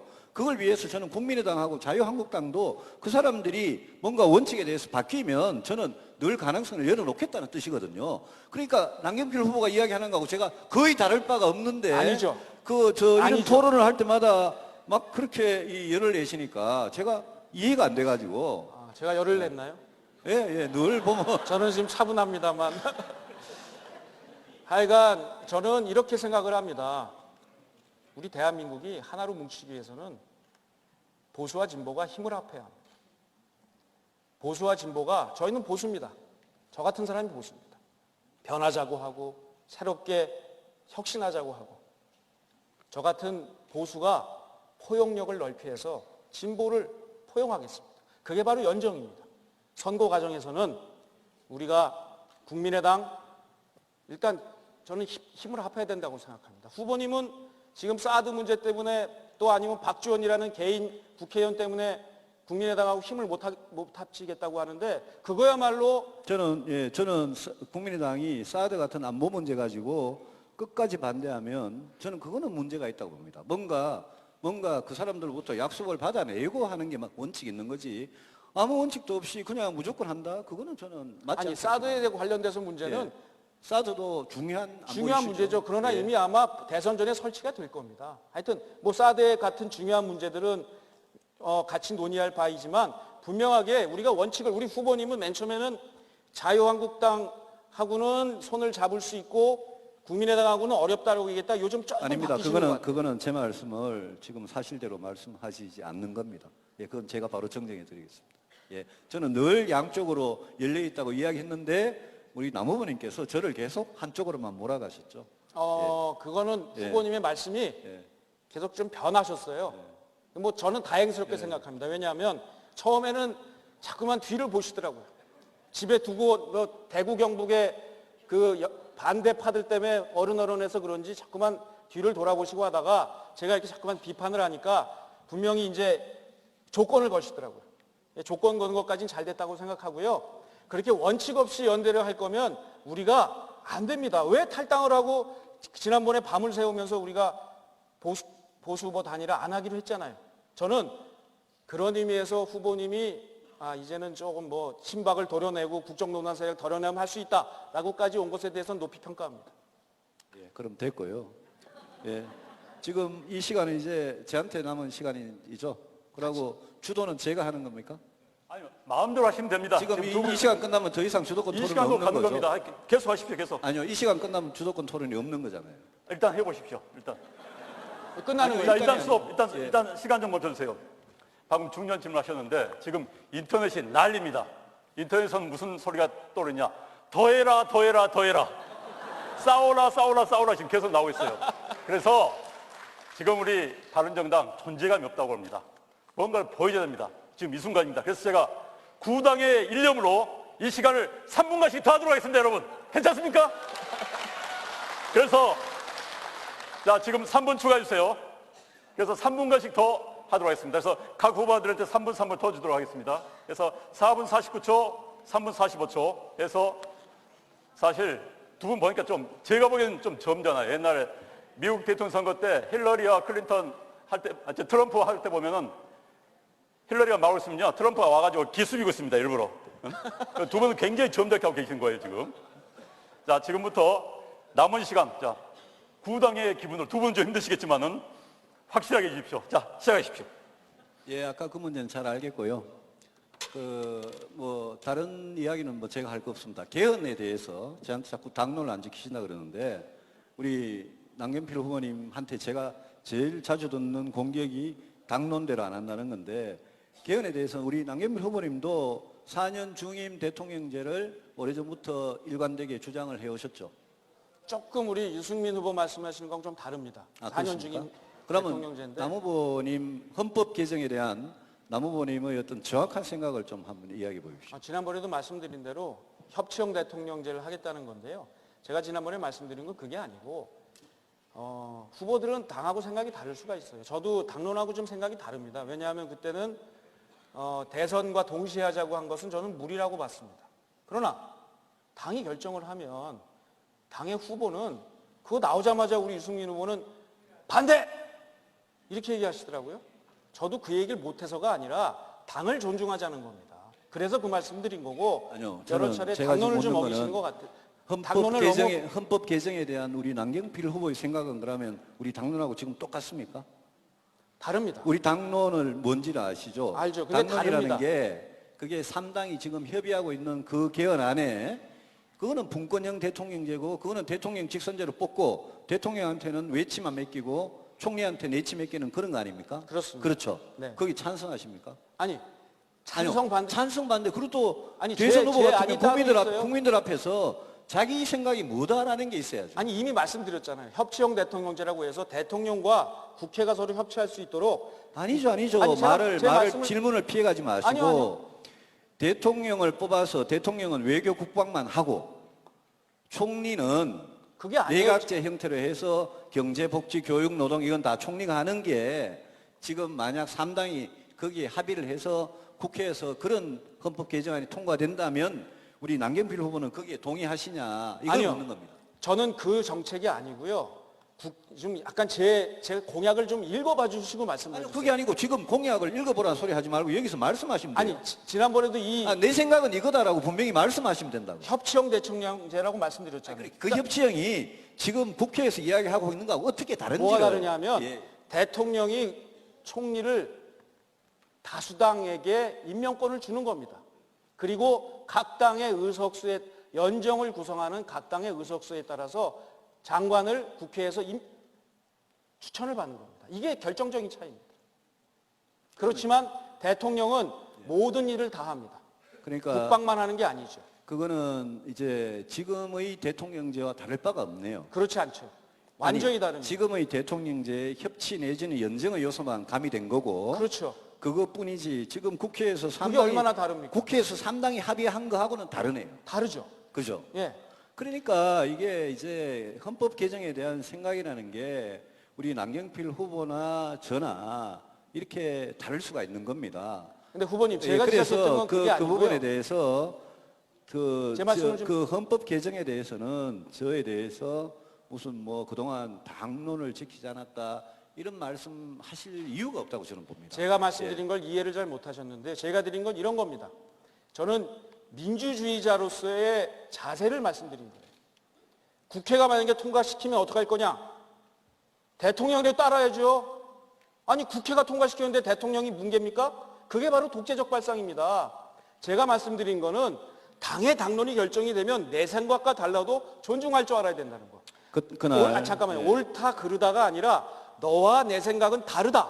이걸 인정을 해줘야지 너는 옳고 나는 틀리다. 이렇게 얘기하니까 그런 의미에서 보면 유승민 후보께서 조금 소통이 안 되고 불통이고 까칠하고 이런 얘기가 나오는 이유가 바로 그런 데서 연유되는 겁니다.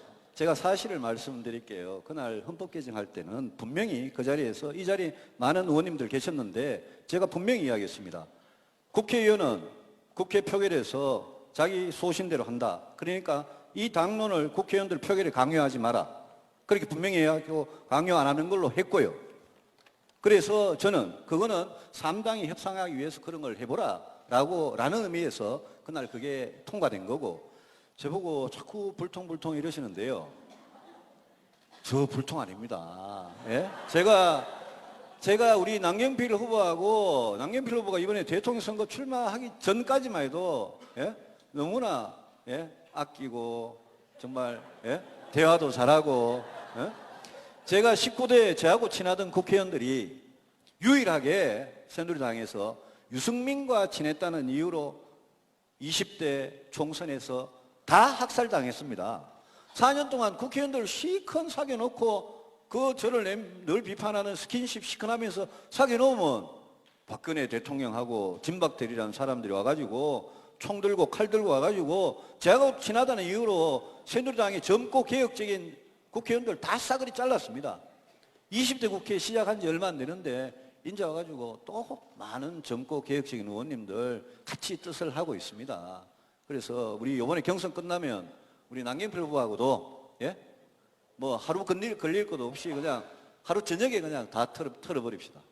그렇게 하시겠습니까? 지금도 털 거 없습니다. 저는 서로 정책적 차이를 얘기하는 거지 저는 앙금이 하나도 없습니다. 정책적 차이를 이야기하면 좋은데 자꾸 인신공격 비슷한 그건 인신공격이 아니에요. 그건 예. 명백하게 하셔야 됩니다. 예. 그렇게 규정하시면 안 됩니다. 저는 지난번에 모병제가 정의롭지 못한 얘기를 들으면서 제가 약간 좀 화가 났어요. 남의 생각과 남의 정책을 정의롭지 못하다고 하는 건 굉장히 위험한 겁니다. 아닙니다. 남을 낙인 찍으면 안 되고요. 예. 이거는 남이 좀 다른 생각이다라는 것을 해주는 것과 이 정책은 잘못됐다 틀렸다라고 얘기하는 것, 저한테 그렇게 남을 그렇게 규정하시는 것이 바로 저는 불통의 시작이라고 생각합니다. 저는 그 점은 절대 오해가 없기를 바라면서 제가 말씀드리면, 군대를 모든 젊은 남자가 다 의무적으로 가는 징병제가 아니고 손들고 가는 모병제를 하는 것은 정의롭지 못하다는 생각을 저는 우리 남경필 후보가 모병제를 하자는 이야기하기 10년 전부터 5년 전부터 저는 계속 생각해 왔던 사람입니다. 그래서 모병제라는 그 제도가 우리나라 현실에서 정의롭지 못하다는 제도다, 이렇게 말씀드린 거지, 저는 인간 남경필이 정의롭지 못한 사람이다 이런 말 절대 한 적 없습니다. 우리 남경필 후보 정의로운 분입니다. 다만 모병제에 대한 생각은 그거는 잘못됐다, 그 말씀 드린 겁니다. 그게 잘못됐다는 겁니다. 어떤 제도를 내 생각과 다르다, 지금 상태에 맞지 않다라고 얘기하는 건 좋아요. 그러면 모병제가, 징병제가 정의롭습니까? 생각에 따라 다릅니다. 젊은이들을 그 청춘 같은 나이에 데려다 놓고 열정페이를 줍니다. 어쩔 수 없이 국가가 안보 때문에 어쩔 수 없이 지금 잠깐 자유를 제한해 놓은 거예요. 그것이 정의롭다고 얘기하면 안 됩니다. 우리가 국가의 선택에 따라서 미국은 모병제를 하는 거고 독일은 징병제라다 모병제를 선택한 거고 각자 그 나라의 형편에 따라 다르기 때문에, 그러면 유승민 후보는 미국은 정의롭지 않은 나라다? 모병제를 하기 때문에? 미국 모병제는 정의롭지 이렇게 않습니다. 얘기하면 정말 위험하다는 말씀을 드린 겁니다. 미국 모병제는 절대로 정의롭지 않습니다. 그거는 제가 확신입니다. 예. 자, 여러분들 잘 보셨죠? 앵콜. 정말 지금 인터넷이 난립니다. 더해라, 싸워라. 그런데 아무튼 두 분 수고하신 두 분에게 박수 한번 다시 한번 부탁드리겠습니다.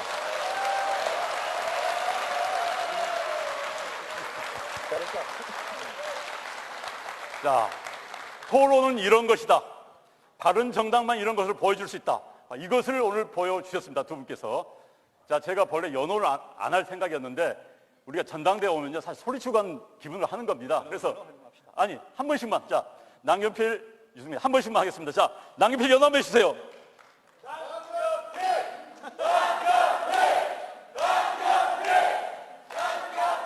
자, 유승민.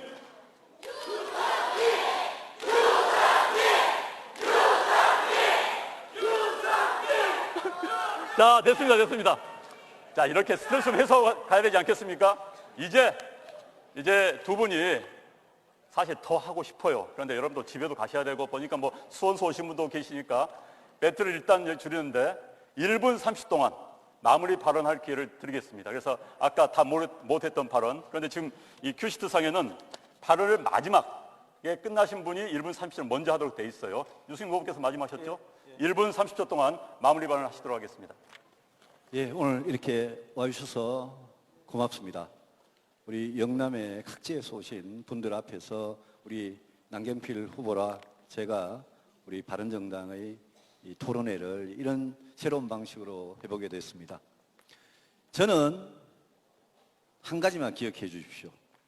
민주당의 후보들이 제일 무서워하는 후보입니다. 여러분께서 저를 뽑아주시면 제가 하나씩 밟고 올라가서 제가 민주당 후보를 꼭 이기겠습니다. 저는 보수의 유일한 희망이 되겠습니다. 제가 그 길을 갈 수 있도록 우리 바른정당 당원 동지 여러분들께서 저에게 용기를 주시고 지지해 주십시오. 경선이 끝나면 우리 남경필 동지와 모든 거 깨끗하게 털고 또 우리 당의 모든 식구들이 깨끗하게 털고 다시 화합하겠습니다. 그리고 하나로 뭉쳐서 우리 바른정당이 이렇게 어려운 상황에서 시작을 하지만 우리가 본래 가고 싶었던 그 개혁적 보수의 길, 깨끗하고 따뜻한 보수의 길로 우리 당원 동지 여러분들하고 이 대한민국에서 보수도 저렇게 자랑스러운 저런 보수가 있다라는 걸 꼭 보여드리고 싶습니다. 여러분들과 함께 우리 모두의 승리를 위해서 같이 가겠습니다. 오늘 고맙습니다, 여러분. 고맙습니다. 자. 지금 이게 오늘 토론의 마지막 발언이 아닙니다. 이번 코너의 마지막 발언입니다. 뒤에 마지막 할 수 있는 2분이 또 있습니다. 또 있기 때문에 지금 이 마무리 발언은 1분 반은 오늘 이 토론에서 본인이 정말 하고 싶었지만 시간 제약 때문에 할 수 없었던 그런 이야기를 하시는 순서입니다. 자, 1분 반입니다. 여러분, 우리 바른정당이 승리해야 합니다. 승리하는 길을 제가 하나 알려드리겠습니다.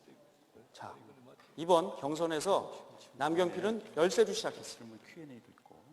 드라마를 만들어주십시오.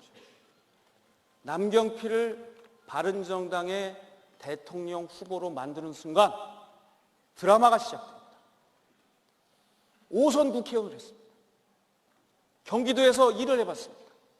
중앙정치와 일을 해본 경험을 갖고 있는 유일한 후보입니다. 생각해 보세요.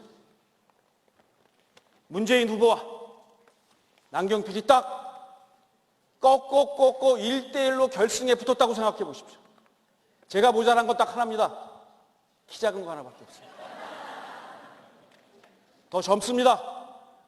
더 일해봤습니다. 더 정치를 이해하고 있습니다. 그리고 더욱더 중요한 것은 우리 대한민국을 통합할 능력을 갖고 있습니다. 이미 경기도에서 권력을 나눠봤습니다. 그 결과 여야가 힘을 합해서 일자리를 만들고 사회가 통합되고 있습니다. 이런 일을 해본 남경필이 문재인 후보 나머지를 싹 끌어안아서 이 패권 세력 빼놓고는 제가 몽땅 포용해서 반드시 바른정당에게 승리를 가지고 오겠습니다. 거의 두 분이 이제 마무리 발언 하셨어요. 끝난 거 아닙니다. 아주 갈 길은 멉니다, 우리 지금. 자, 다음은 여러분들 들어오시면서 정책 함에다가 아마 질문지를 넣으셨을 겁니다. 아마 유승민 후보 함에 유승민 후보에게 던지고 싶은 질문, 남경필 후보에게 던지고 싶은 질문을 각각 함에 넣습니다. 그 함을 가져와서, 자, 함 가져오시죠. 각자 하나씩 뽑아서 그 질문에 대한 답변을 하는 순서를 갖도록 하겠습니다. 답변은 2분씩입니다. 자, 이번에는 남경필 후보가 먼저입니다. 자, 저한테 주시죠. 뽑아서. 질문이 이렇게 나왔습니다. 이거 2분간 답변하시기가 좀 어려우실 것 같아요. 출정식을 도라산역에서. 자, 이 질문에서 어떻게 답변하시겠습니까? 이 말씀은 그건 것 같습니다. 이제 제가 대통령 후보가 될 것을 예상을 하시고 바른정당 대통령 후보로 출정식을 도라산역에서 해라. 이 얘기는 아마 남북 통일을 바라는 그러한 우리 국민의 뜻을 담은 것 같습니다. 저는 우리 대한민국이 통일로 가야 합니다. 그러나 그 전에 해야 될 게 있습니다. 우리 대한민국 남쪽부터 통일시킵시다. 우리 지금 분열되어 있습니다. 이렇게 분열된 상태로는 우리가 선진국으로 가기도 어렵습니다. 그리고 북한과 싸워서 우리가 이기기도 어렵습니다. 그렇기 때문에 저는 이 통일을 위해서는 먼저 우리 대한민국 안에 국론을 통하는 그런 것이 중요하다고 봅니다. 그래야 안보가 하나로 뭉칩니다. 중국이 왜 이렇게 요새 우리를 얕봅니까? 바로 우리 사드 하나도 국론을 통합하지 못하기 때문입니다. 바로 문재인 후보, 문제입니다. 문재인 후보가 사드와 관련된 이야기만 동의해주면 우리 사드 국론 통일됩니다. 그러면 중국이 우리를 얕잡아 보지 못합니다. 이렇게 우리의 안보 튼튼은 바로 국론 통일에서 시작됩니다. 국회도 마찬가지입니다. 싸움박질 그만해야죠. 일해야죠. 어디처럼? 경기도의회처럼. 경기도의회는 안 싸웁니다. 한번 정책이 만들어지면 이미 정부 간의 합의를 통해서 연정을 통해서 정치가 해결을 해줍니다. 그렇게 해야 경제가 튼튼해지고 안보가 튼튼해져서 그것을 바탕으로 통일의 길로 갈 수 있습니다. 저는 반드시 국론을 통일하고 그래서 그 바탕으로 통일을 이뤄내는 대통령이 되겠습니다. 자, 다음 유승민 후보 순서입니다. 뽑아서 저한테 주십시오.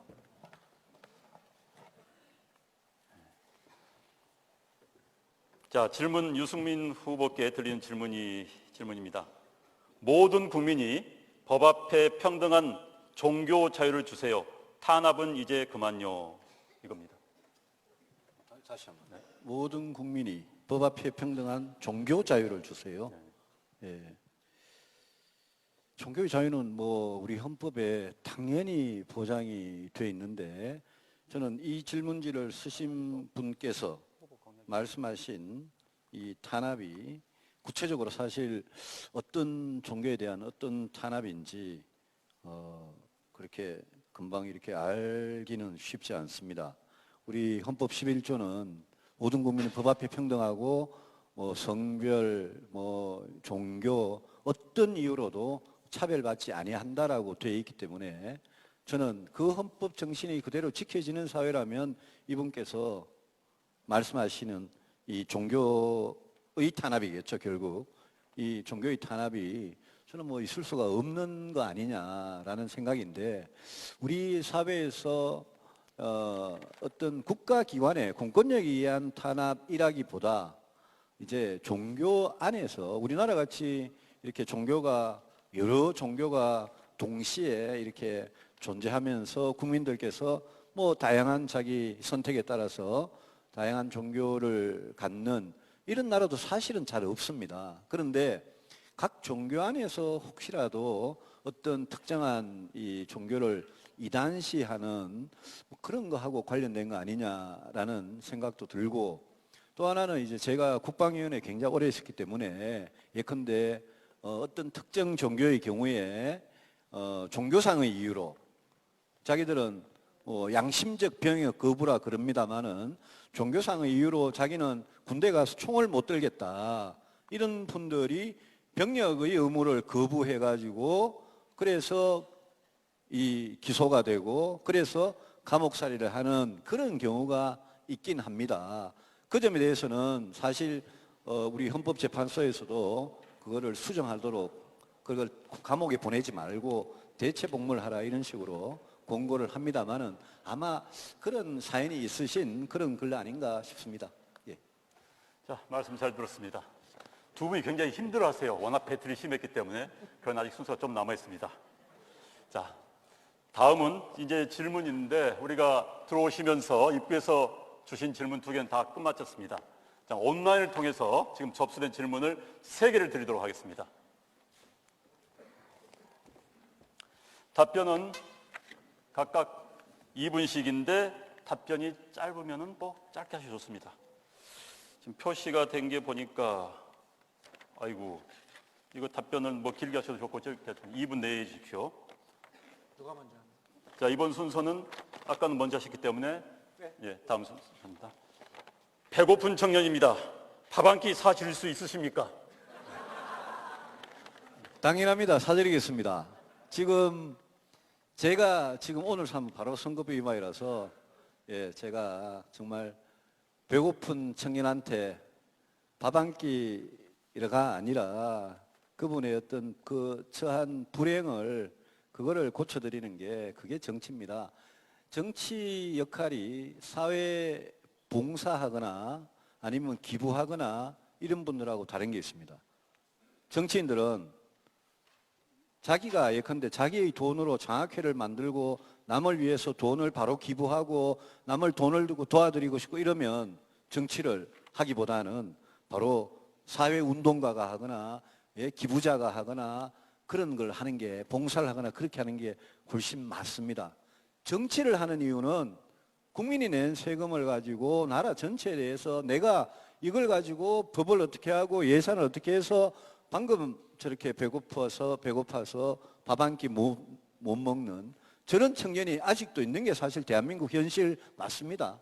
그래서 그거를 도와드리는 게 정치는 그 권력의 힘, 대통령의 힘으로 저 빈곤의 문제를 해결하는 게 정치가 하는 겁니다. 그게 아니라 그냥 내가 내 주머니에서 돈을 꺼내가지고 학생한테 장학금도 주고 밥 굶는 사람한테 밥도 사드리고 하는 그거는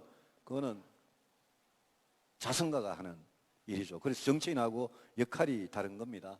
제가 저런 빈곤의 문제에 대해서 우리 바른정당이 왜 따뜻한 보수냐 하면 이제까지 보수들이 저런 빈곤의 문제에 대해서 정말 가슴으로 느끼고 정책을 만들고 그걸 집행하고 이런 역할을 못했는데 저는 우리가 그런 걸 할 수 있는 게 새로운 보수, 따뜻한 보수라고 생각을 하고 그 길로 열심히 가겠습니다. 자, 그 질문에 대해서 답변해 주십시오. 저는 그 청년의 상태가 굶어 죽을 정도가 아니라면 저는 안 사주겠습니다. 대신 저는 그분께 일자리를 드리겠습니다. 저희 경기도에서는 지금 일자리 재단을 만들었습니다. 그래서 누구든지 일할 수 있는 의지가 있는 분에게는 일할 수 있는 권리, 그러니까 돈을 나눠주는 게 아니라 일자리를 찾는 분에게는 일자리를 반드시 만들어드리는 기본 근로권을 보장해드리겠다고 약속했습니다. 제가 대통령이 되면 그렇게 할 겁니다. 어떻게 하느냐? 일할 능력이 있어요. 의지가 있어요. 그러면 이분들에게 적당한 일자리를 찾아드리는 겁니다. 또 저희가 새롭게 시작한 게 있습니다. 일을 하고 싶은데 여러 청년들이 모여서 이런 일을 창조해 보겠다라고 하면 저희가 그 기획서를 보고 예산을 지원해 드립니다. 성남시장 같이 그냥 무조건 청년수당을 지는 이런 거 안 합니다. 저희는 일을 하겠다는 분들에게 일을 찾는 그 노하우와 일자리를 만들어 드립니다. 또 하나, 요즘 중소기업에 중소기업 하시는 분 계신지 모르겠지만 사실 일자리가 남아도입니다. 왜 남아도느냐? 바로 일자리를 찾는 청년들과 이 중소기업이 주는 월급의 차이가 큽니다. 이런 문제를 해결하는 게 바로 정부가 해야 될 일이에요. 현장을 알아야 할 수 있습니다. 경기도에만 약 17만 개가 이런 일자리가 비어 있습니다. 이걸 저희가 채워주고 있습니다. 어떻게 하느냐? 본인이 3년짜리 통장을 저희가 만들어줍니다. 그러면 자기가 10만 원을 일자리를 타서 넣죠? 저희 경기도가 10만 원을 대줍니다. 그리고 사회복지 공동모금회가 10만 원을 대줘서 3년간 일을 하면 그냥 1,000만 원이 생깁니다. 이걸 지금 10,000명을 하고 있습니다. 제가 대통령이 되면 이런 일자리를 50만 개를 만들겠습니다. 바로 일하는 일자리. 공짜 밥을 주기보다는 일하는 권리, 일할 수 있도록 하겠습니다. 네, 답변 잘 들었습니다. 자, 인터넷 질문 마지막 두 번째입니다. 이번에는 답변을 남경필 후보께서 먼저 해주시겠습니다. 바른정당 지지율이 갈수록 떨어지고 있습니다. 반기문 후보가 사퇴했을 때 그 지지율은 어디로 갔으며 황교안 지지율은 어디로 갔습니까? 보수를 지향하는 바른정당이 국민에게 버림받는 이 참담한 현실 속에서 각 후보님께서는 어떻게 바른정당을 살릴 멋진 보관이 있는지 묻고 싶습니다. 자, 답변해 주십시오. 2분입니다. 여기 계신 우리 바른정당 당원 여러분, 그리고 바른정당을 관심 있게 지켜보시는 국민 여러분, 왕도는 없습니다. 우리는 원래 지금 어려운 길을 선택해서 나온 겁니다.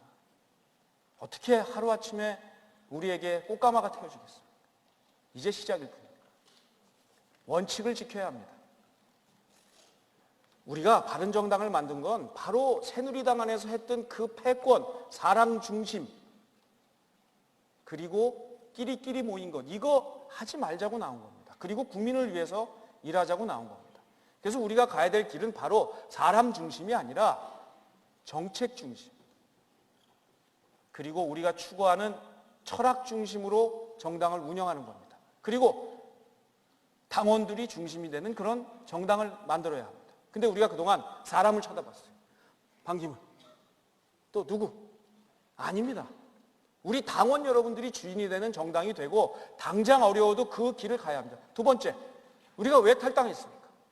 바로 패권 정치, 국정농단과의 절연을 하기 위해서 나온 거 아닙니까? 근데 조금 힘들다도 기웃기웃하면 국민들이 쳐다보지 않습니다. 그래서 제가 유승민 후보께 제가 모진 소리를 한 겁니다. 이거 해당행위입니다. 자꾸 뒤를 돌아보면 우리를 지켜보고 지지해 주려고 했던 국민들도 지지를 끊게 됩니다. 우리가 지지율이 몇 번 급락했어요. 그게 하나가 아까 말씀했던 반기문 총장 건입니다. 두 번째가 바로 보수 후보 단일화 건이에요. 이러다 보니까 지지율이 반토막 20%가 이제 같은 게 지금 5%대로 떨어졌습니다. 어렵더라도 국민을 보고 당원을 보고 원칙을 가지고 소신을 가지고 저희가 가면 바른정당이 저는 승리할 것이라고 믿습니다. 네, 고맙습니다. 다음 유승민. 예, 우리 바른정당이 지금 제일 어려운 상황에 처해 있는 거 맞고 우리 남경필 후보 말씀에도 일부 동의하는 부분도 있습니다. 여러분, 세상에 공짜는 없다고 그랬습니다. 우리가 새누리당을 뛰쳐나오면서 우리 너무 안이하고 너무 쉽게 생각한 거 아닌지 우리 스스로 반성해야 됩니다. 우리 남후보 말씀대로 우리가 잘해야 되는데 우리가 개혁적 보수의 길을 가겠다 말로는 그랬습니다.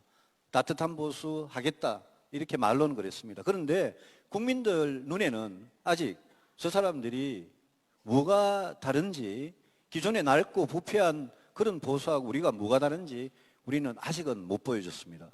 저는 동지 여러분께 너무 조급하게 생각하지 마시라고 말씀드리고 싶습니다. 그 대신 우리가 가야 될 길에 대해서는 확실하게 하자. 절대 부패하지 말자. 헌법 법률 잘 지키자. 또 어려운 사람들은 잘하자. 그걸 정책으로 예산으로 법으로 보여주자. 그 말씀 꼭 좀 드리고 싶습니다. 저는 우리 동료 의원님들께도 진심으로 정말 호소를 드립니다. 우리가 나와가지고 처음에 우리가 정말 과거의 새누리당하고 다른 모습을 보여줄 기회가 몇 번 있었는데 우리 조금 우왕좌왕했습니다. 그러면서 우리 반기문 쳐다보고 우리 자꾸 외부를 쳐다보다가 이렇게 된 측면이 있습니다. 그래서 지금은 이번 경선 과정을 통해서 우리 내부를 다지고 단합을 하고 우리가 앞으로는 정말 뭔가 원칙 있고 대의명분이 있는 일이 아니면 하지 말고 우리 남후보 걱정하시는 그런 부분 저한테 걱정하면 전혀 사실이 아닙니다. 저는 원칙 없는 짓은 절대 안 합니다. 그걸 걱정하지 마시고 이제 어렵다고 생각하고 갈 때 사직생의 각오로 가다 보면 국민들께서 우리 진심을 알아주실 거라고 생각합니다. 그때 지지도 올라갑니다. 네, 두 분 고생했습니다. Q&A 질문과 답변 순서는 이걸로 마치겠습니다. 이제 실질적으로 마지막 순서입니다. 두 분께서 이게 마지막입니다. 두 분께서 2분씩 드리겠습니다.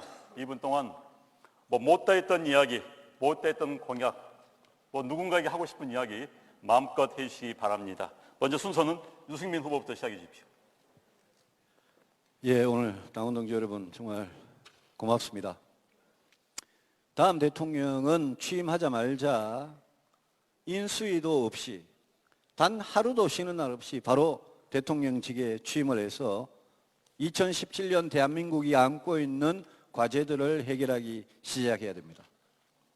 저는 깨끗하고 도덕적인 부분은 저는 평생을 살아오면서 그렇게 살아왔습니다. 제가 이명박 박근혜 정부 때 사찰받고 아무리 틀려도 나온 거 아무것도 없습니다. 저는 그걸로 충분하지 않다고 생각합니다. 저는 지금 나와 있는 야당의 어떤 후보보다도 저는 능력이 있다고 생각합니다. 문제를 해결할 수 있다고 생각합니다. 저는 경제위기, 안보위기 반드시 깔아앉히고 진정시키고 극복해내는 그런 대통령이 되겠습니다. 그리고 5년 내내 제가 일관성을 가지고 신념을 가지고 추진해온 우리 바른정당의 정체성이라고 할 수 있는 개혁적 보수가 그게 뭔지를 국민들한테 보여드리겠습니다. 국민들께서 지금 정권 교체라는 민주당의 말에 지금 현혹되어 있습니다. 정권 교체는 바꾸기만 하면 좋다는 겁니다. 그건 묻지마 투표고, 그런 묻지마 투표를 하면 또 5년 동안 후회할 대통령을 또 뽑게 됩니다. 민주당의 후보들 제가 보니까 다들 대통령 되면 절대 경제위기, 안보위기 해결 못하고 제대로 된 개혁 해내지 못할 사람들입니다. 그런데 우리 국민들께서 탄핵 때문에 탄핵이 쓰나미같이 우리를 덮쳐서 지난 4개월 동안 우리를 덮쳐서 국민들께서 우리를 못 알아주고 있습니다. 지금 49일, 48일 남은 앞으로 대선 과정에서 그거를 보여드리겠습니다. 여러분 저를 믿고 같이 가주시기 바랍니다. 고맙습니다.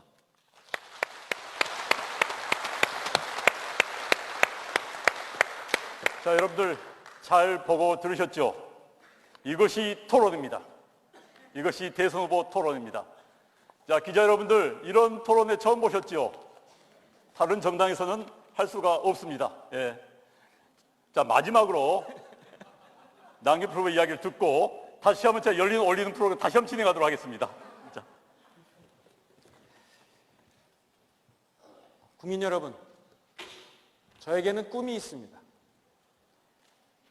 링컨 대통령처럼 남북을 통일하고 나라를 하나로 통합시켰던 그러한 대통령이 되고 싶습니다. 링컨 대통령은 자기보다 훨씬 훌륭한 자기의 경쟁자들을 이긴 이후에 그분들께 찾아가서 함께 하기를 요청했습니다.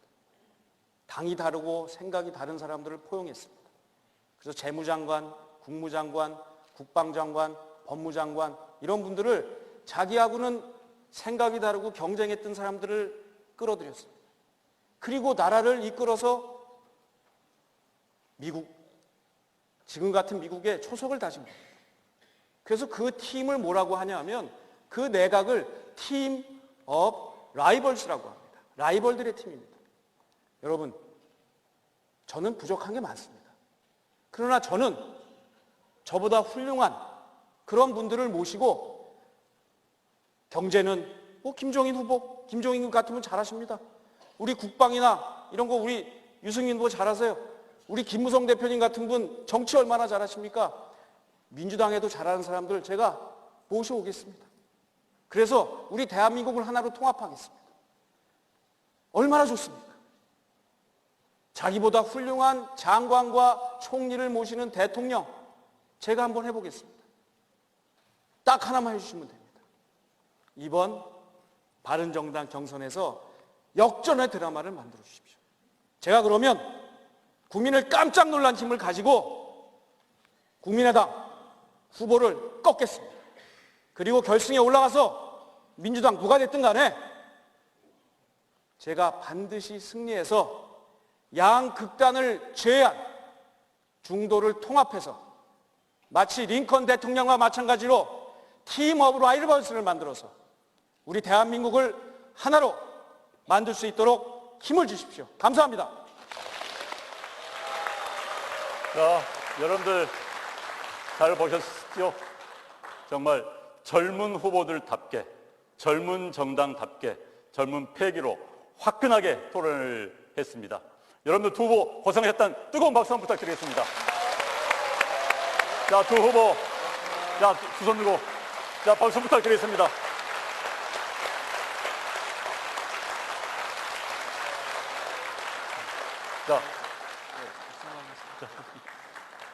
자, 앞으로 바른정당이 정말 대한민국을 이끄는 그런 정당이 되길 기대하면서 저는 우리 순서는 여기서 마치도록 하겠습니다. 네, 감사합니다.